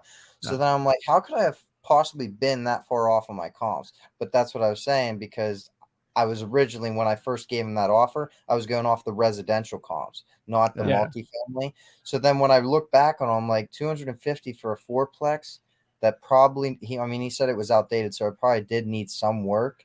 You know, I don't have the exact rental prices, but that might actually not be a bad deal. So, but he was the one that said the price is right. So so see, that's when you hear the price is right, it's like a code word. It's a psychological retail. Like, it's basically like if you give me $1 million, I'll consider selling it to you. Like we hear this all the time. I'm like, okay, like Corey, I'm not going to spend energy on it. But all multis, when it comes down to it, especially when you sell them, it all comes down to the cash flow. So you know how to calculate the NOI. It's actually pretty simple on these properties. Yeah, it should be like your rents and stuff plus like. No, it's your rents. That's the income. Okay. And most people assume it's 100%.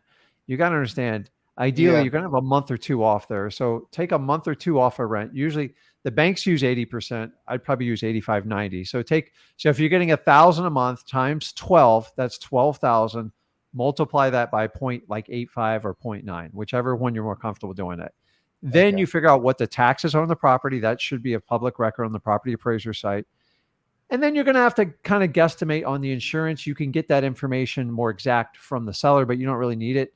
And there's your net right there. That's your net number. You take that net number and you divide it by the ask price or what you need to do. And that's going to give you basically the fancy words, a cap rate, which is short for capitalization rate, AKA ROI, which is your return on investment. So the thing is, that's how investors are going to base if they're going to invest in it. And really anything below 10% in today's market on multifamily, it's like a no-go. You're never going to be able to pitch it unless it's in like San Francisco or something like that. Also, when you get in problem neighborhoods, when you see a cap rate of like 25, 30%, it means you're probably buying a huge problem and you're probably going to lose money on it. Like a lot of people don't talk about this. So it's like, if you ever have a buddy goes, listen, give me $1,000 and I'll give you 5,000 back in 2 months. Would you be like, what am I getting into? Right.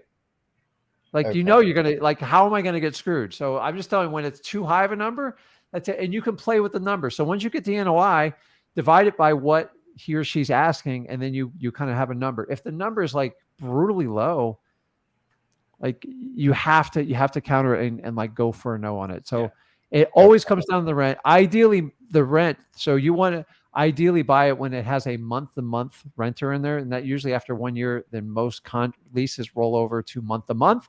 That's ideal. If he just signs a brand new lease, it's very suspect because it's like most people who sign new leases are not interested in selling the property. Yeah. But Corey, just understand this. Because somebody else offered 75,000, they're doing some stupid creative finance thing on a wholesaling deal with an older guy with a bunch of equity, which is just stupid. Someone probably watched the YouTube video, tried it. That's 75 with all these terms. That's probably equal to 60 or 55 on actual cash fee. Yeah. So just understand that 60 is actually pretty good. 75 is not even a comparable offer. So you'll be fine. Corey, you're doing really well. So you're getting there. I mean, I remember Corey, last week he said, I'm thinking about doing Pensacola. I'm like, where do you live? He said, Pittsburgh. I'm like, just do Pittsburgh. Man. A week later, guess what? He got his butt out of bed and he went after it. And guess what? Now he's calling me the next week and be like, hey, I got 2 great leads and I'm trying to negotiate. Dude, this is a great progression. Yeah. So I just want to give you a congratulations. You're not completely there yet. But dude, you're doing very well. In a week, you're learning, dude. Like you're learning amazing. Exponentially, and this is all the stuff school's never going to teach you. The reality is, most families not going to teach you it. And if you master the skill, how old are you? I'm 22. Dude, Like Yeah. I didn't even start this stuff till I was in my mid 30s, man. So like you're Yeah, taking I'm action, and it seems a little painful now. It's just because it's the unknown, Yeah, but and that's the sign you're going the right direction. I like as Zach said, I'm just trying to put in the work now. But No, my you last do. question, real quick, going back to the first property, I want to get that under contract before I bring cash buyers to the house, right? Correct. Yes. The You house. just That's what because you I have that thought. realtor friend, it can get Yeah. squirrely. He could steal the Okay. lock it up. Yeah. Okay. I will do that. Thank you. I really appreciate your guys' help with this. All right. Okay, Do you know how to make the offers the right way? All that stuff. Like I said, I'm starting out, so I'm just now starting to make offers. So I'm sure I'm Give going me to your fail a few offer. times. But what's Give me that? some offers. Give me your offer. Like you're trying to close me. What's Hey, your offer going to be? So I actually just got back from looking at your property. I'm gonna, with all the work that it looks like it needs done, I would obviously have to talk to some people, but I'm looking about. I could probably offer you about 10,000 for it, cash, and close in 30 to 60 days. It's not bad. That's good to go. I mean, there's a million other ways to lowball it, but Yeah. dude, that's not bad at all. So The idea is use that just up. taking action, and then you can build Yeah. up your quantity. And then as you're kind of failing forward and you're learning, the idea is you can make money while you do it and progress. Most people they get their first few rejections, like, I can't do this. This is scary. I'm Yeah. like, Yeah. you can't, this isn't like school. You just keep moving forward. You're doing what 95% of the population won't do. I didn't even figure out till I was like 34, but I did it out of frustration. So if you do it on purpose, especially when some of you guys are younger, man, like you got to be excited, because it's like, Yeah. I Well, remember that's- I got my first 2 years, got my teeth kicked in. I'm like, what am I doing? And I was in my 30s. I was a little bit more mature, but some people go, well, Rick, that's an advantage. I go, no. Try doing this with a couple kids, a mortgage, and a wife that wants certainty and like guarantees. And I'm like, it's harder because all the pressure on the world is on you. And by the way, I had no playbook. I had nothing. I just went out in the world and tried it. And I really screwed it up the first year, but I still made more than I did at my job screwing it up. Well, that's kind of where I'm at. I'm not gonna lie. I was a truck driver for a year. That's how I got out of debt and stuff. I was making 100,000, but I want to have control of my time. I want to. That's a tough life, isn't it? Yeah. So that's why, money, like I would much rather make less starting my own business in the first 6 months, really getting it going, than, be making $100,000 a year, but being away working 60 hours a week. So overall, I want control of my time. So that's why everybody's mad at me right now around me, because they're just, they're the older generation. They're used to what I got it. So that's what, Full that's pushback. what I'm doing. Yeah. You got two good sellers, man. You're doing well, dude. I don't think you'd do this if you were virtually doing it in Pensacola. That's my opinion. So I agree. I think that was a good move from us. So keep it up. I know you got this, and get some deals, man. You got it, Hey, man. thank you. I Doing a appreciate great it. job, Corey. Last thing, Corey, the only way you're going to shut up your parents and people around you is by showing you money in your bank account and check. Yeah. So I know, and that's why. Shut them up. Thank you. I appreciate it, guys. Because you could always go back to being a truck driver anytime you Oh, want. I know. I'm sure. That's the way I look at it. I always have that in the back end. If I run out of money with what I have saved up now, because I don't get a deal or whatever, which I have full faith that I will. But if I don't, I always have something to fall back on. So it's like, That's how you shut up my friends. That's how you shut up your friends. It's the only way to shut them up. And by the way, they're probably watching. Family is the hardest critics on you when you do this business. They're because you got to understand they do it out of love and they want you to be protected. But like we only get one life in theory, and you got to make the best of it. And it's like we're in a world, if you can make some short-term sacrifices, the gains are insurmountable. Yeah. And we're in a society where everybody wants everything on the quick. And I tried the quick, I tried the whole college. It wasn't quick at all. It was 12 years of pain in my life. And it built up. I couldn't take it anymore. So you're making an educated decision, and the risk is going to be worth the reward. So, I'm telling you just got to keep going through. And I think you made a great decision. Those of you guys struggle between virtual and local, always do your local market. If you want to add on a virtual because you want some extra stimuli, just understand it takes a little bit more time to get a virtual market, because you even have challenges in your local market figuring it out, right? Imagine if you're a couple thousand miles away, it's much more challenging. Yeah. So awesome. You got it. Keep going, man. Okay, man. Have a good one. Man, that's great. I mean, last week he's like, well, should I do virtual? Should I not? Now he's like, oh my gosh, I got these two sellers. he's going after it, right? And I think one big thing for him here is because he went through the struggle of being a truck driver, and he's been through and he made money doing obviously. We got another truck driver on there. So yeah, we got a lot of truck drivers on here, but because he went through the struggle and he knows grind. When he has to go and talk to 1,000 sellers, that's nothing to him, right? Like he already knows what grind is, so it's not as difficult, right? Yeah, and dude, let me tell you, driving one of those big rigs, man.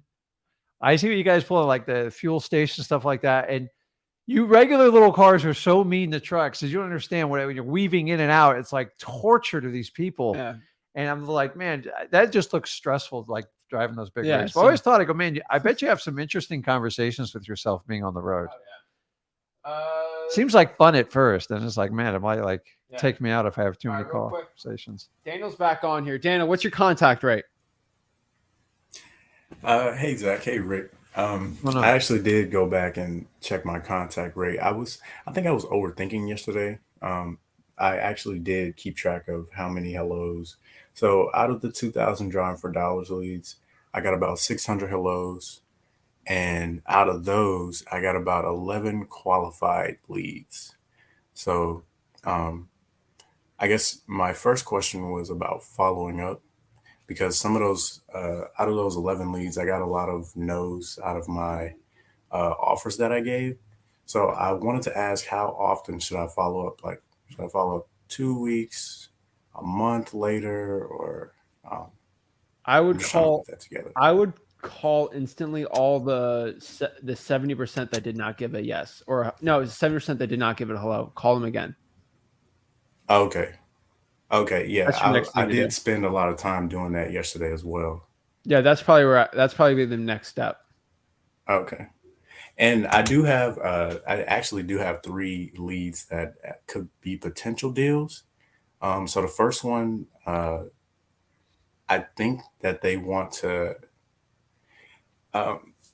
sell. Well, the husband wants to sell, but the wife, she's not on board. So he told me to give him a call back. Yeah, he told me to give him a call back in like 2 weeks. Yeah, let it sink in. I heard you say earlier about the market incentives. So I didn't actually give him the market incentive when I gave the offer. So given that I did not do that, how would my conversation go when I reach back out to him 2 weeks later and say, hey, like, here's the reality. I assume is his wife or girlfriend, or it's his wife. Okay. You can't push it, because the problem is if he's on board and she's not, it's a marital asset and they both have to be on board. And if she thinks you're working him and you're not in her best interest, she's not going to be happy with you. Yep. So like, honestly, until they have some sort of an agreement, like there's no leveraging anything. Like you cannot, if a marital couple is not in agreement, you can't, like, there's just some things you can't do as a wholesaler. Like, trust me, dude, I've been married a long time. There's just certain stuff you have to give the significant other the time they need to conquer it. And that's not your job. That is your contact sellers. And if you go over and try to violate it, it's going to blow up in your face.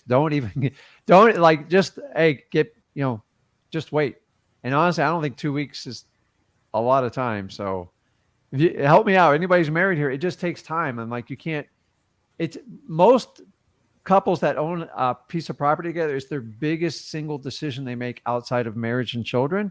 And so you need to give them the time to respect that. So until his wife says, hey, I'm interested in meeting with you, there's nothing you can do, because you can leverage the husband, but the reality, it's the wife who's kind of going to make the final decision here. So I'm not trying to read too much into it, but do not do the leverage on the current market conditions, because that's unless she's on board, it ain't going to work. Yeah. That's something you say when somebody's made the decision to sell. Yeah. So don't even add that on yet. So you're still waiting for consent. And until you have consent, you can't. This is where a lot of wholesalers, they think they can push their way through it, and you can't. Think about it. Are you married? No. Okay, I'm not going to comment. But so when you marry someone, you own stuff jointly together. It's how the law reads it. So you have to make a decision together. And anybody who tries to go around that doesn't respect the foundation of it, and it creates huge problems.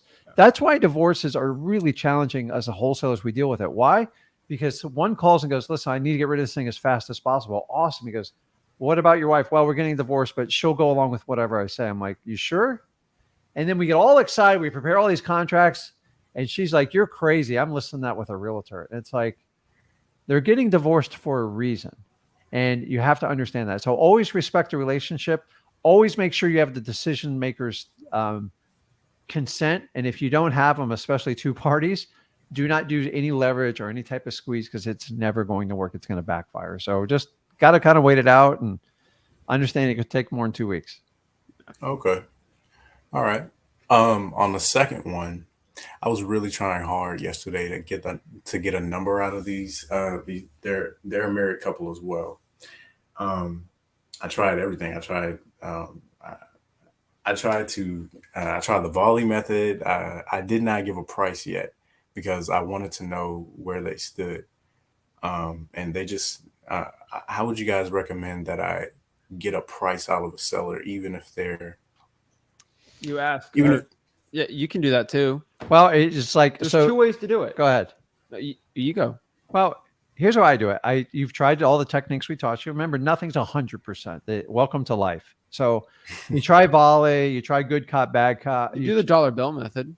You do Did you do the dollar yeah, bill method? I use that. They So laughed me off. So he laughed you off. So do you write a contract for $1? No, I didn't. $2? No. $3? Bro, I can go all day on I this. mean, if you can't get to a price using all these techniques, they're not interested in selling. Yeah. Like that. That's just anyone Well, who's selling a price. The worst case scenario is they give you an overinflated retail price, right? Which doesn't scare me at all. Yeah. Right. It lets me their find out what their motivation- motivation. Yeah, Right. their motivation was they're retiring. They're retired and they're selling their portfolio. So I wanted to basically gauge and see how much they want to get out of this one house, because I think they own a bunch of properties around Corpus Christi. So just to give you a heads up, when someone says the word portfolio, it kind of makes the hairs stand up on the back of my neck. It means they're seasoned. This isn't their own home, right? It's an investment property. Yes. So they're most likely going to be seasoned professionals. They know what they're doing. And Or they look at it like that too. So I honestly do just go for the no on here. you got to Just get a do it, number, yeah. man. Otherwise, they're not interested in number. selling. We can debate it all day. Okay. Let's get a number. Yeah. How you get that Okay. number is debatable. You Yeah. know? Right. Okay. And for the third one, this is a new experience. So this guy, he wants to diversify his investment portfolio and invest in crypto. So what I did, he wants to invest in Bitcoin and Ethereum. So what I did was search up how much Bitcoin and Ethereum is going for, and I basically just offered him that. He doesn't want to go for it. No, because that's not how closings work, dude. Like you're not gonna. You theoretically can, but that's just to sound cool and stuff.